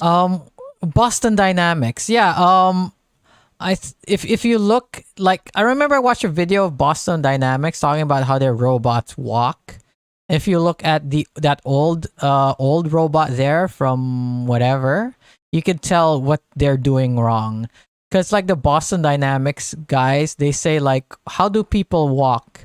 It's not like they're balancing themselves 100% of the time as they're walking. So what the Boston Dynamics said is basically like, you're balanced first, and then to walk you unbalance yourself forward, and then you balance yourself. So it's like always this thing of balance and unbalance. Meanwhile, you look at that Honda P3 robot, it always looks like it's on balance. So like say it's moving its foot and then it just stops. It's not gonna fall over. It looks like it's just gonna stay upright. Meanwhile, like, how do people walk? Like, they walk, they, like, say in the middle of a step, you just suddenly get frozen. You're gonna fall over. So yeah, constant falling forward. Yeah, constant falling forward. A controlled forward fall, yeah. Long way to go. Isn't that right, Abo? Isn't that right? Not right. Aibo. Aibo. Definitely a class act. Next, some more magic, this time on the internet. Internet. Cybernetting. That's one of the features I loved about Cybernet. Especially because, you know, like... like it's not like nowadays where everyone just goes on Facebook or YouTube. So back then, the internet was such a magical place. Like you'd go to these websites where you get cool stuff like this. I mean, to be fair, you could see a lot of this stuff on YouTube nowadays. The enigmatically named Magic Chris, for example, has a showcase of his tricks for you to download. Man, how long would these videos have loaded? I know they're like 140p or something, but still, like back on dial-up, they would have taken a long ass time to load. I remember I bought a magic kit, and some of these when I was a kid, and a lot of these tricks look familiar. Willing to amaze and confound you. At itricks.com, there's an iTricks. Man, back then you had to go to a specific website to look for it. Wizardry, try trendy magic for cunning tricks like this one. Nowadays, you could probably find a Facebook group that shows this, or a YouTube channel. Cyberneting old terminology really speaks to me. And presto, the card you were whispering has disappeared. Magic. Magic. Confused? You should be. And here's another great feature to get your head around. I wasn't paying attention to the magic trick she was talking about. Stirring. A game's being made. A game like no other. A game like no other? A game that's taken 18 people nearly 3 years to make and has become one. 18 people? Oh, Peter Molyneux! 18 people! That's considered a small team nowadays. Like, that's like the size of like a big indie developer. Like friggin' 18 people. Friggin' Peter Molyneux! You fucking liar! Man, that's his reputation nowadays as a liar. As a, like, In the game, you're a god and can interact. Black and White. Man, I remember playing this game. I remember playing this game on my old Pentium 2 computer, and it ran so friggin' slow. I never finished it because, well, number one, it didn't run that well, and I didn't know how to play it. Like, I remember I kept getting my ass, like, the mission was I was supposed to take over this village, but it was being watched over by another creature, and that creature kept kicking my ass, so I never got past it.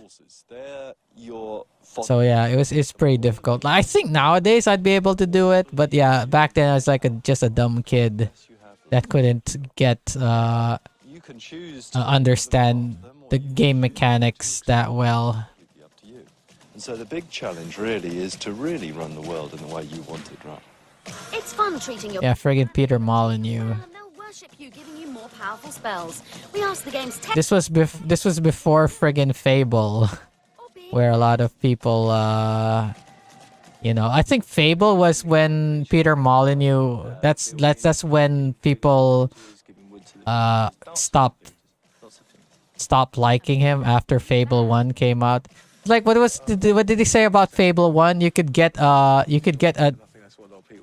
seed from a tree. You could plant it in the ground. And if you wait long enough, it'll grow.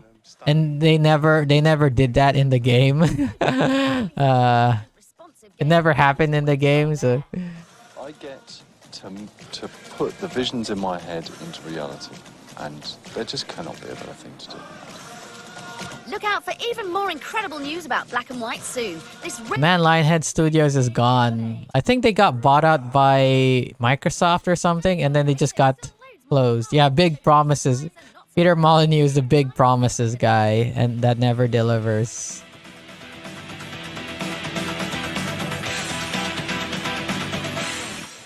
End of part 1. Welcome back to part 2 of Cybernet.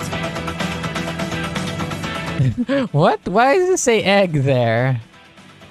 Report. If you love football, there are hundreds of video games to keep you happy. From management simulations to arcade action. Oh man, I remember management simulators. Are there still...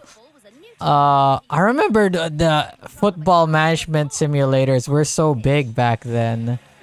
How about nowadays? I'm sure there are a few, like friggin', but yeah, like how was it? Do they have any big ones? Egg. Madrid is situated in the middle of Spain. Madrid is situated in the middle of Spain. But it's also home to two of the biggest football clubs on the continent, Atletico and Real. Real? In the suburbs of the city, we found developers Dynamic Multimedia hard at work. Dynamic. Never heard of them. I mean, to be fair, I wasn't that into football games, so I wouldn't know. Persuading one of the producers to stop practicing his free kicks and tell us more wasn't easy, but when we took away his ball, he was more than happy to talk. Is that one of the producers? It's been designed to give the football fan everything that they want. We've put in the arcade side so people... Man, nowadays, what? I think only FIFA and PES, Pro Evolution Soccer, hold the rights to FIFA. So any football game nowadays you'd want to buy would probably like what's that anime based on football? I think that's it, and I don't know what else. Sounds great, but to see just how much... If you'd want to make a football game, it wouldn't have real players in it and real teams. Some pre-match atmosphere. With its passionate Spanish influence, the game included masses of detailed information that covered all the major Europe... Man, these subtitles are kind of wrong. You could access a vast historical... Inazuma or Captain Tsubasa, yeah. Wasn't the strongest soccer title of the year, but serious fans of the sport loved the chance to be a star player manager. Star player manager. Is there any like management simulator for... New hardware too. Is there any like, oh, what the heck is this? Oh man, I remember that phone. That is not what the video looked like in 2001. The phone available today is this one. It uses something called Bluetooth, and if you Bluetooth was just new? Bluetooth was just new in 2001? Combination of software and hardware that allows different devices to communicate and operate wirelessly. For example, Wow. number, don a lightweight headset, and roam around without being tied to your mobile. And then that was the beginning of douchebags who had ear sets in their ear. Laptop and phone discreetly hidden away inside your briefcase. Very useful. Okay. But what if you want more from your mobile communication device? What if you'd like one that's tailored to your personal needs? Oh, what? Well, there's a lot of... Man, Ericsson. What happened? Oh yeah, Ericsson got bought out by Sony, and then that's it. You don't get any Ericsson branded phones anymore. Does Sony even still make phones? Because what do I hear now? I just hear Apple and Samsung and Huawei. That's it really. Like, do other companies make good phones nowadays? Some of these products, and the rest is just around the corner. Jammer, have you seen Ultra Kill? What's Ultra Kill? I don't know. Gadget that makes a mobile phone look like a relic from the Dark Ages. With a special pen, it can read handwriting and wirelessly transfer it into the device. Read handwriting while transfer to the device. During meetings. That's what's up with these videos. Family and friends on the move.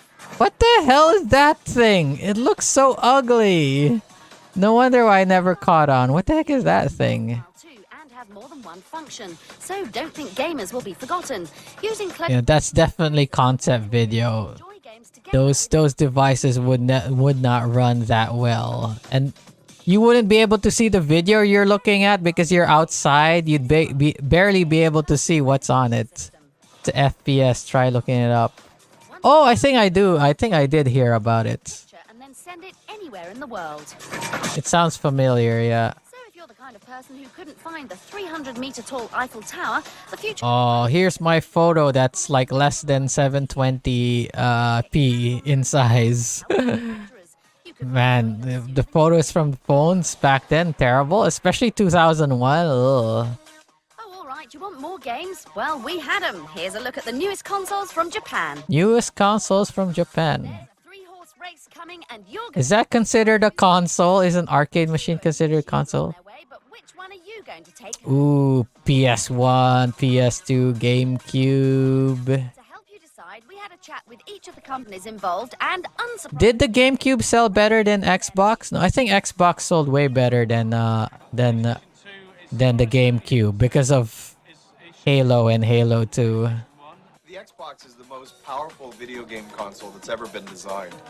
Most powerful that's ever been designed. Also, Jam, I heard lots of old tech is falling apart. So you mentioned that before. Yeah, I do not know that a lot of them are falling apart. Even the ones I own are falling apart. Out almost a year before the other machines, the PS2 won't be as powerful as the GameCube or Xbox. However, yeah, it's not as powerful. PlayStation behind it, it's still sure to attract many admirers. I think the PS2 was the best-selling console until the Wii came out. And then I think the Nintendo Switch beat it. I don't remember. No, I think the PS2 still sold overall sales sold better than the Wii. But I think the Switch beat it out eventually. PlayStation and PlayStation 2 that have established themselves really in the minds of games players out there at the moment. Everyone knows. What's this, Tekken 5 or Tekken 4? And that certainly will be the case with PlayStation 2.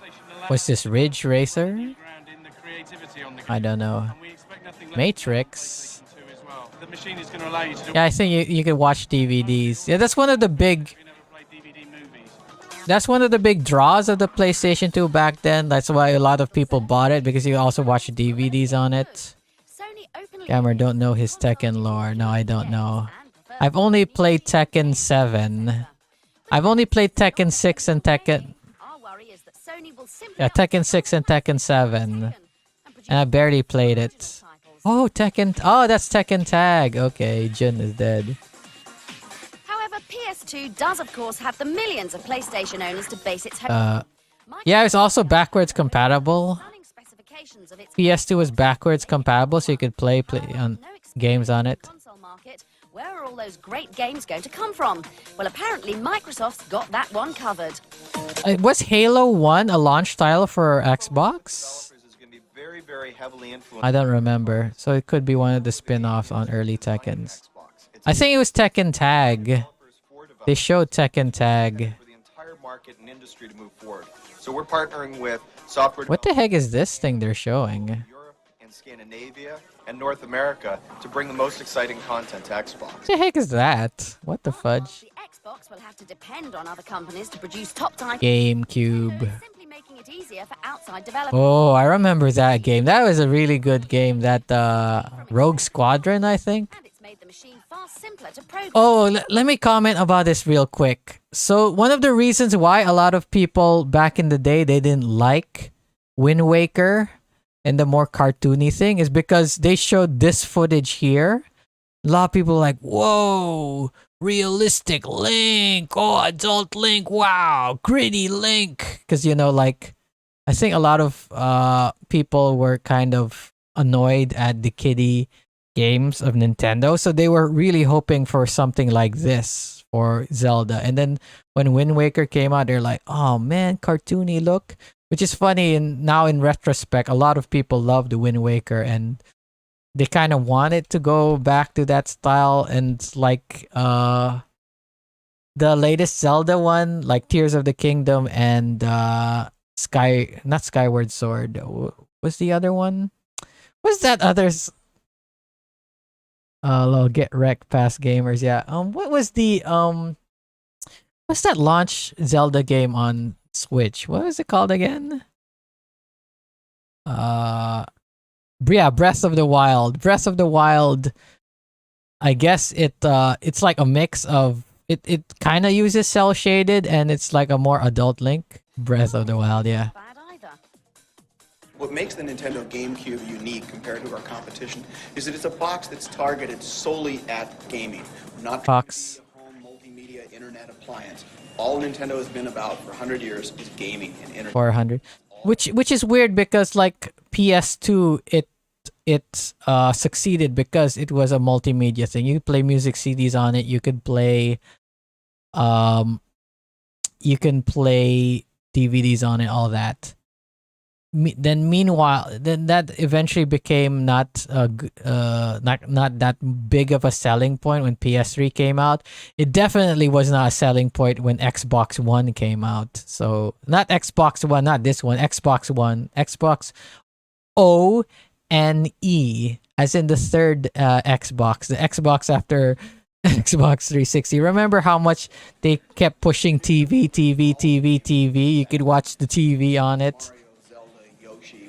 But yeah, back then, like he's talking about, yeah, this is a gaming console. You're only going to play games on this, which like it didn't sell as well as the other ones. In retrospect, GameCube didn't sell as well. PS2 didn't come out yet at that time. And of course, Cybernet will be there to review. Is that Max Payne? Oh, Metroid Prime. Do you think I should watch Metroid Prime? I mean, play Metroid Prime.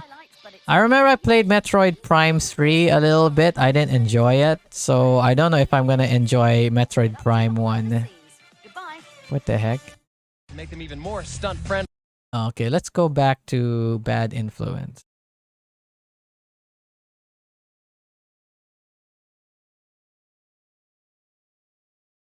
Okay, so this one I could I'll pause it if I feel the need to, but I'm gonna try to rush through it because we're already like 2 hours 26 minutes. Okay, episode 11. Okay, let's watch this. I guess I could skip the intro.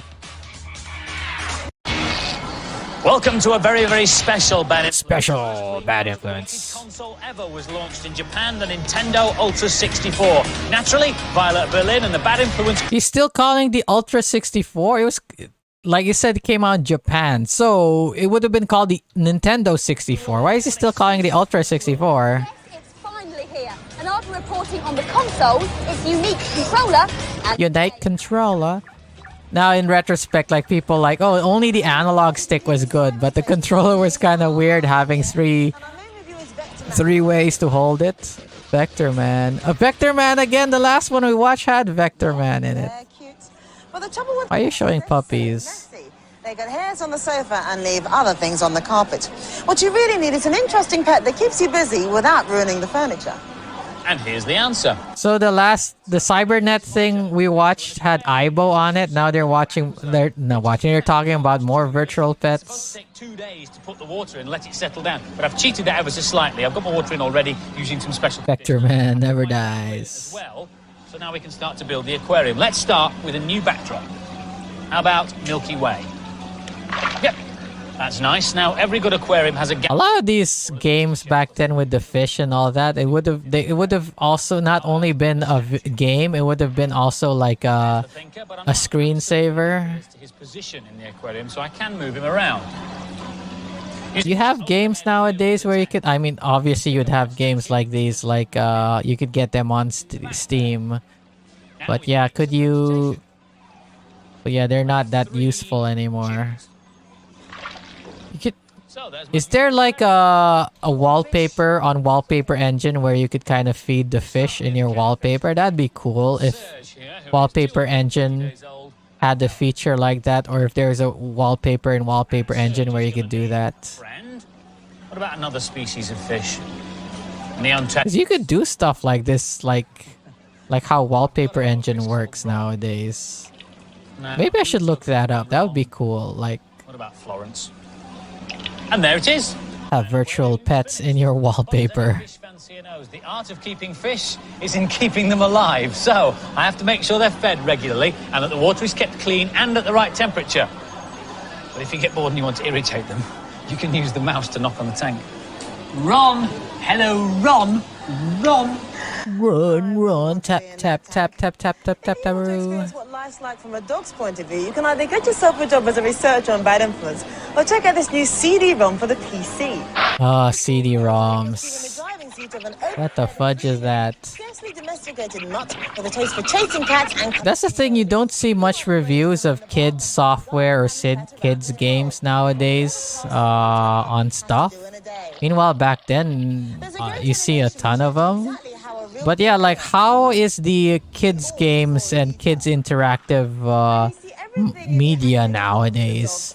And to be fair, I don't hear about it that much because, well, I'm an adult and I wouldn't look it up. But yeah, like, I guess a lot of these would be apps on the Play Store, but is there any TV show or I guess there would be YouTube channels talking about them.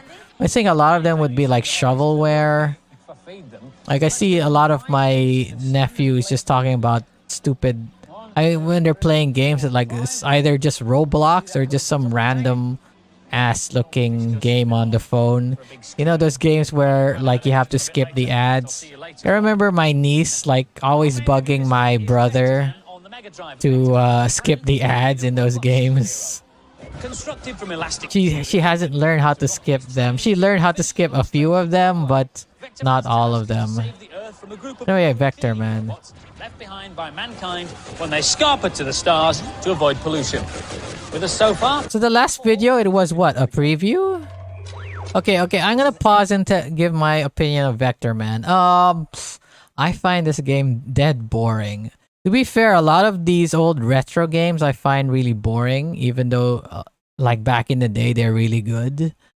Like Shinobi 3, like a lot of people say that's good. I find it friggin' boring. Strider, like the arcade port of Strider and the Genesis version of Strider, find it friggin' boring. My younger brother, who's like 10 years younger than me, he finds like the Genesis Strider really fun, but I don't know. I just found it friggin' boring.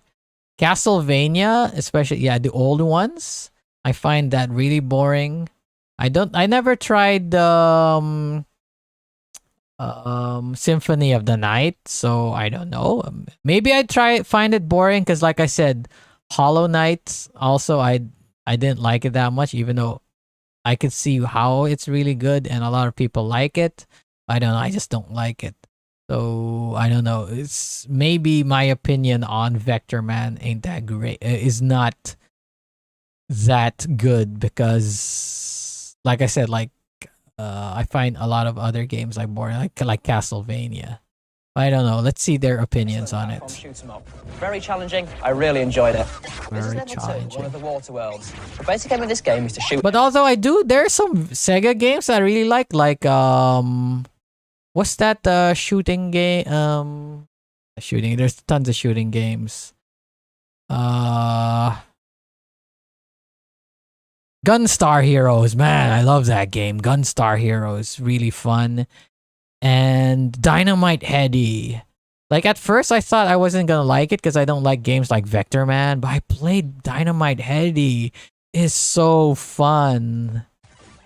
Yeah, but like it's not that I don't like a lot of these old retro games. I don't know. Majority of them I don't like. But again, like I said, not Vector Man, Gunstar Heroes. More energy and time bonuses. Dynamite Heady and what's that? What's that one with the possum in a knight's outfit? Sparkster or something. I know it's got different names on the Super Nintendo and the Genesis, so that's why I keep forgetting its name. But that one is also, I think it's called Rocket Knight Adventures on the Genesis, and it's called Sparkster on the SNES. No, I'm not listening to their opinions. I'm just talking over it. So what was the point of that? I guess I'm just gonna listen to the summary. But yeah, I personally don't like Vector Man. It's a pretty good 4. The girls an average 3. So they gave it a 4. So like this is included.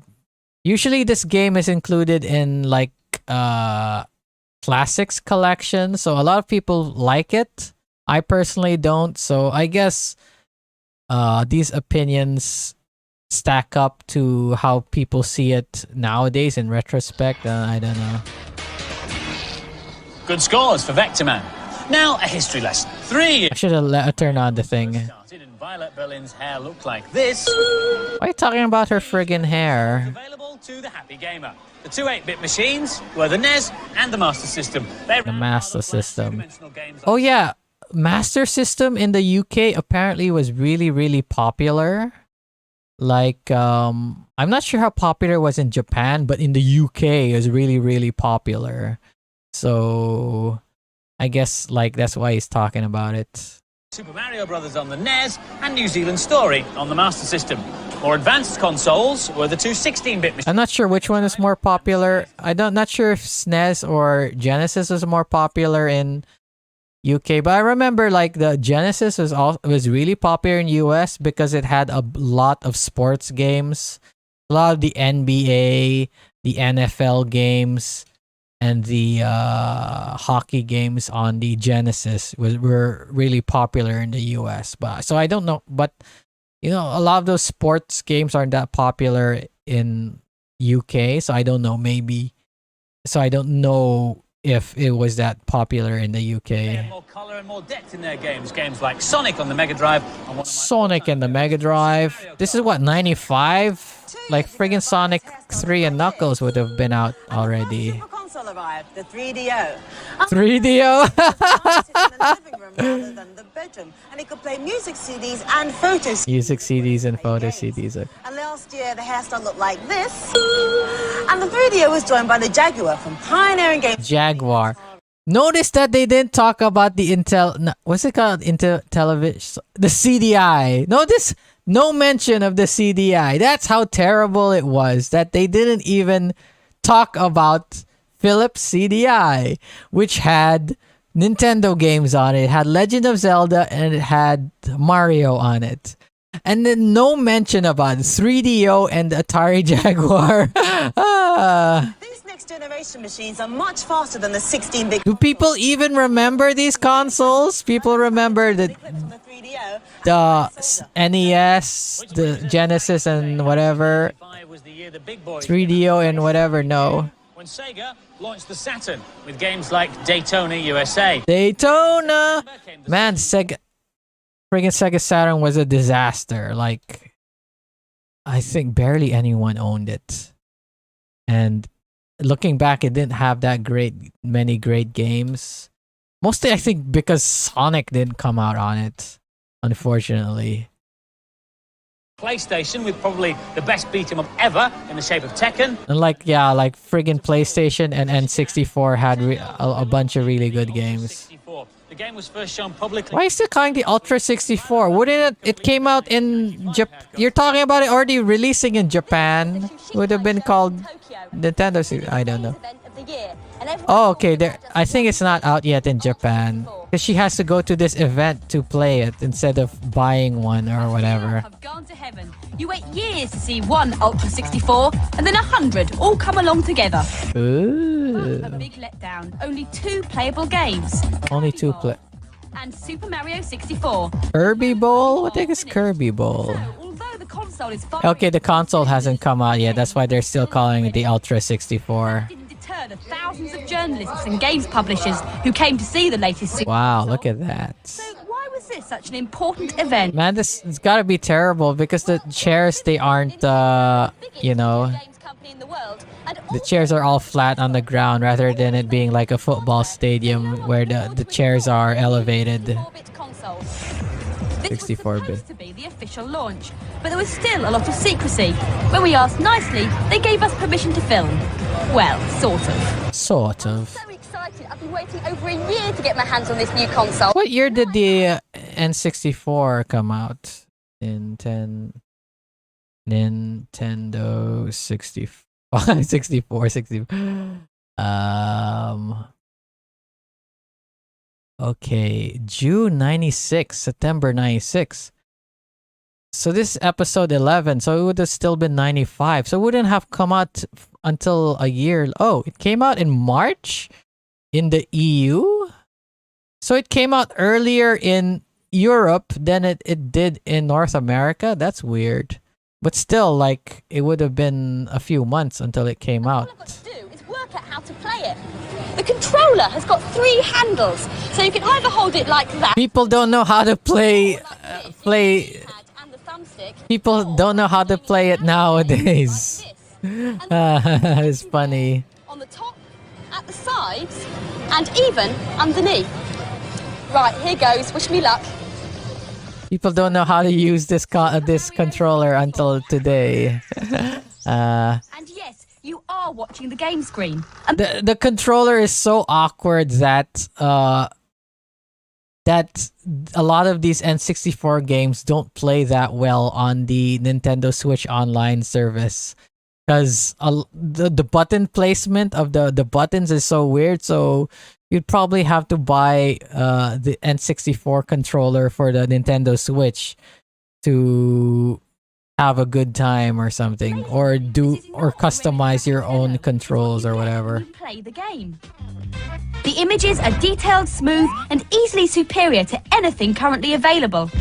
What's N64 is that Super Mario 64 is a genuine three-dimensional platformer, because you can take genuine treat. just about any way you want to go within this graphic world. What year did Crash Bandicoot come out? I think it just came out. I think Crash Bandicoot and Mario and all that and Bubsy 3D were just a few months apart, right? So 95, they didn't have much 3D platformers. I think Jumping Jack was the came out before that, did it? Rock Hard Beat 'em Up. 64 is a launch game that doesn't take itself too seriously. Well, not bad for a first go. But you know, it's really difficult. Yeah, this is friggin' classic. For a start, the games aren't finished. Christoph? She said for a start. Why does it say Christoph? Nintendo have placed a lot of faith in the new controller. They hope the design will encourage developers to invent entirely new ways of playing video games. Pretty much it did because of the 3D movement with analog sticks. This is a new kind of memory card, and it plugs in. N64 use memory cards? Customized game or did it really? I have no idea. Did they not store the game saves into the cartridges itself? Even when they're not there. Anyway, yeah, the controller pretty much revolutionized it. That friggin' Sony had to release a DualShock like 2 years later or something. Feel the gameplay. Unfortunately, all the other Ultra 64 games. Oh, friggin' Pilot Wings. Ones to look out for, though. Blast Dozer. A sort of construction robots dig 'em up. Blast Dozer, is that the one made by Rockstar? They weren't called Rockstar back in the day. I forgot what they were called. So, was it worth the wait? Super Mario Kart. And no. Yes and no. What? It is an exciting new console with incredible potential, but it's clearly behind schedule. The lack of finished games at the show was a serious disappointment. Yeah, that's right. They friggin' delayed it. Finally make it into the shops in the USA and Japan next. Whoa, look at that footage. Ugh. I mean, look at that footage of the Legend of Zelda there. Like, it would have been impressive back in the day, but what they eventually came out with Ocarina of Time looks significantly better than that. Is that the Ultra 64 should be available in this country in spring 1996. The power of the new Super Consoles is best appreciated. Oh, the Super Console. Fighting games like Tekken, Virtua Fighter, and Toshinden. Toshinden? What the heck is Toshinden? Oh, this is Toshinden? Looks terrible. Is it me, or does the look a lot blurrier than it normally does? In every respect, except one. Look how pixelated it was. The last two videos we watched look fine. Why does this one look terrible? It's called Retro. This channel, it's a different channel called Retro Pixels. Maybe this channel took it a little bit too literally. Like, the video quality of this one is worse than the other one, isn't it? Maybe they took the Retro Pixels a little bit too seriously. It's been impossible to realistically model it on a 3D character until now. Until now. Violet's here for today, so we're going to scan my head and use it as our model. So you'll have to sit incredibly. What are they doing? Just for a change. This 3D scanner creates a wireframe model of Sonia's head. It's equipment used by computer and Sony's head. Sunny? Is that her name? Also a video camera which records the skin tone and color of Sonia's head. Are they gonna put her in a video game? on this computer. There she is, and just to show you that it is 3D. That's not bad, actually. That looks actually pretty good, especially back in the day. 95? Sonia looking from the left. That wireframe model of Sonia is also It honestly looks really pretty good. powerful computer, along with some Pretty impressive for the day. Nowadays, like, it looks like shit, but it was impressive back in the day. skin either. Well, not that worries. Let's just give Sonia a little bit of hair. Not terribly natural looking at the moment, I'm sure you'll agree. Wow, look how friggin' slow it's running. Movement of each individual hair dependent on different circumstances that I can program in. So if the hair's too stiff, you just adjust the stiffness quotient and it should begin to look a bit more natural. Okay, I'm like, what? Not long enough really though, is it? It's a bit short for Sonia. I could barely see what's going on. Okay, there we go. It's more like a natural length. It's beginning to It's just a wireframe, so we can't really see what he's trying to do. Are you gonna render the image so that we can see what you're doing? Come on, man. You don't have to program 80,000 different hairs. Once you've decided the factors that you want, you can just tell the computer to give Sonia some more hair. Give her more hair. Has to be how this computer-generated hair would react in inclement weather. What, for example, would it be like if it was a windy? Let us see. Come on, yeah, let us see. By increasing wind intensity. And even here on this little wireframe model, I'm sure you can see that the hair is behaving like it might do on a windy day. I guess. Model, though, but now through the magic of television, I can show you how virtual Sonia and her new hairstyle would look with beautifully rendered graphics. Wow, beautifully rendered. I mean, it looks fine, but still, why did you have to put psychedelic stuff behind it? Just let us see it. Bottles into the shower? Not me. That sort of computer-generated hair will soon be seen in video games like Donkey Kong Country 2. But now for some... No, Donkey Kong Country 2 use pre-rendered visuals. It's not real time. On the Jaguar has the Earth under siege from a horde of Attack of the Mutant Penguins? Friggin' Angry Video Game Nerd talked about this game. Like he's like, it didn't make any sense, like what to do or whatever. Looks like an arcade game more than anything. This game looks like those terrible phone games you'd see nowadays. Right? It looks like a terrible... Very original, yeah. But that's not necessarily a good or a bad thing. Being very original is not inherently good or bad. To do this, you must capture the little blue gremlins. He's explaining how the game works. And open chests. Gotta collect the gremlins and to kill the penguins. Truly ahead of its time. Even on the first few levels, the aliens often win before you really know what's going on. Oh, so he's saying like, what the heck are you supposed to do? Which makes the game really frustrating. Okay, frustrating. I remember the Angry Video Game Nerd said this game sucked, so... All the while trying to find your weapons. It seems like they're trying to recreate the atmosphere of Lemmings, but they haven't come close to success. Lemmings? I've never played Lemmings, but it looks like a ton of fun. You'll hate it. I think I played a knockoff of Lemmings, and I didn't know what to do, but... What a disappointment. What a disappointment. Are you gonna give it a lower score than 3? Once! Finally we found a video game where they gave it more higher than 3. And most other formats this week. It's a new puzzle game where you have to defend the center square from rows of multicolored shapes. You get rid of the advanced... This looks interesting. This actually looks kind of fun. ...center triangle, but you have to be fast as they come at you from 4 directions. Is it as confusing to play as it sounds? Here's iShot with the... No, it looks fine. I understand how to play it already. Addictive puzzle game, not quite up to the standard of Tetris and Bomberman, but it's a great idea that should go down well on all consoles. Is Bomberman considered a puzzle game? Because Bomberman is you're fighting enemies and stuff. It's got a sense of being a puzzle game, kind of, but you're mostly like trying to fight other dudes, right? Change the colour of the triangle.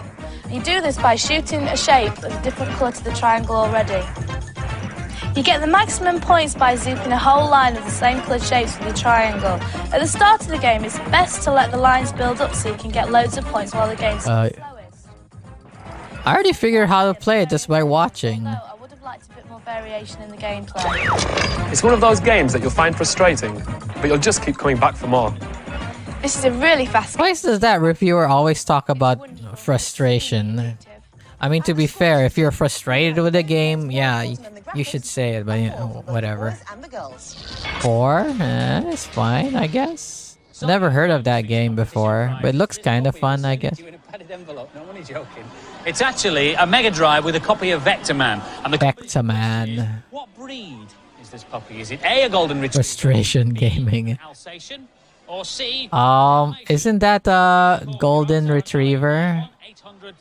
Am I right? Is that a golden retriever 4 out of 5 or 10? It's probably out of 5. On Sunday, but do please get permission from whoever pays the phone bill before you dial, and we always check to make sure you have. And remember, you can't win if you don't ask permission.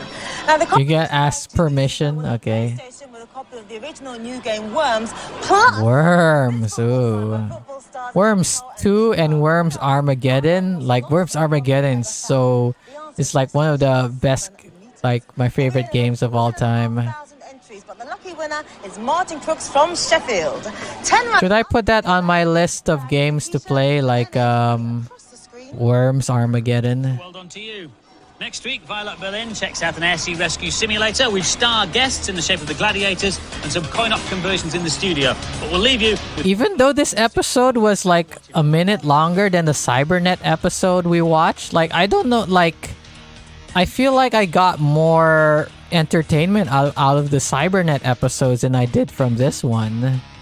So, I don't know why. It seems like they covered the same amount of stuff. But I don't know, like... it felt like short when it wasn't. Well, things were going really well, but now they're not. And my fish are dead, look, there's one. So, okay, do you like Cybernet better or do you like, do you like this one better? I think Cybernet does a lot better, but one of my complaints I said about like IGN and GameSpot is you don't get to know the reviewers that well, so you don't know their tastes and all that.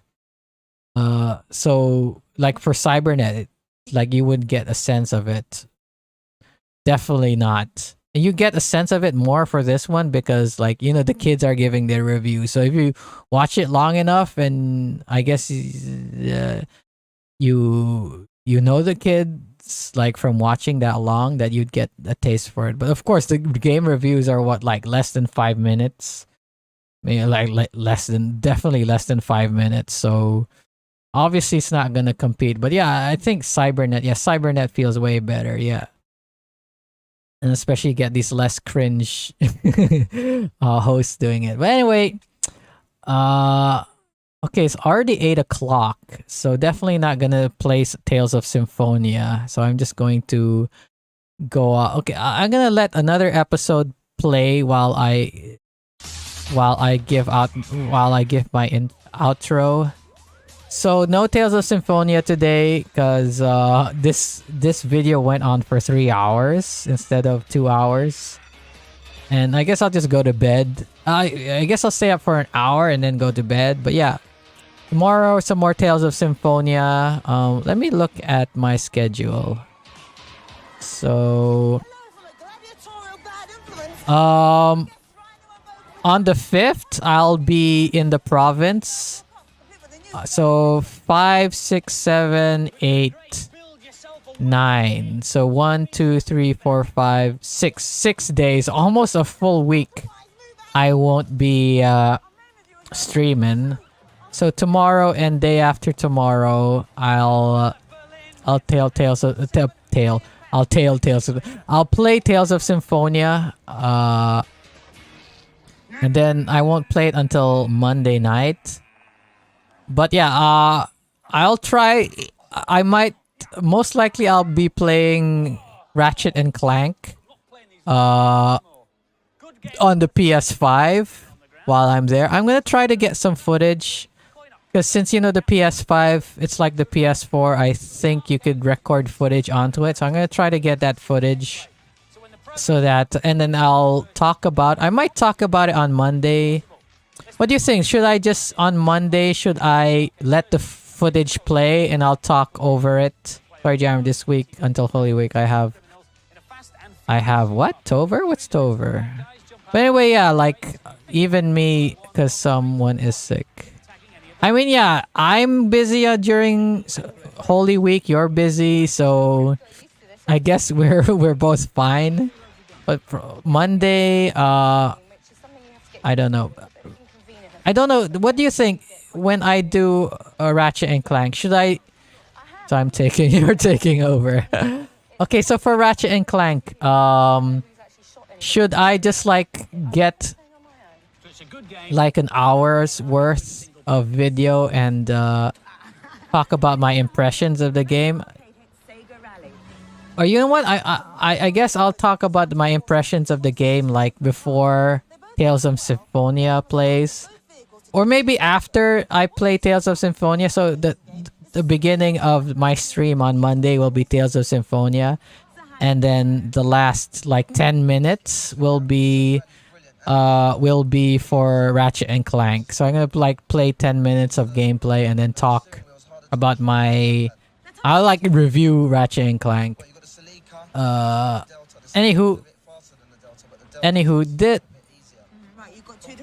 Anywho, that's it for today's stream.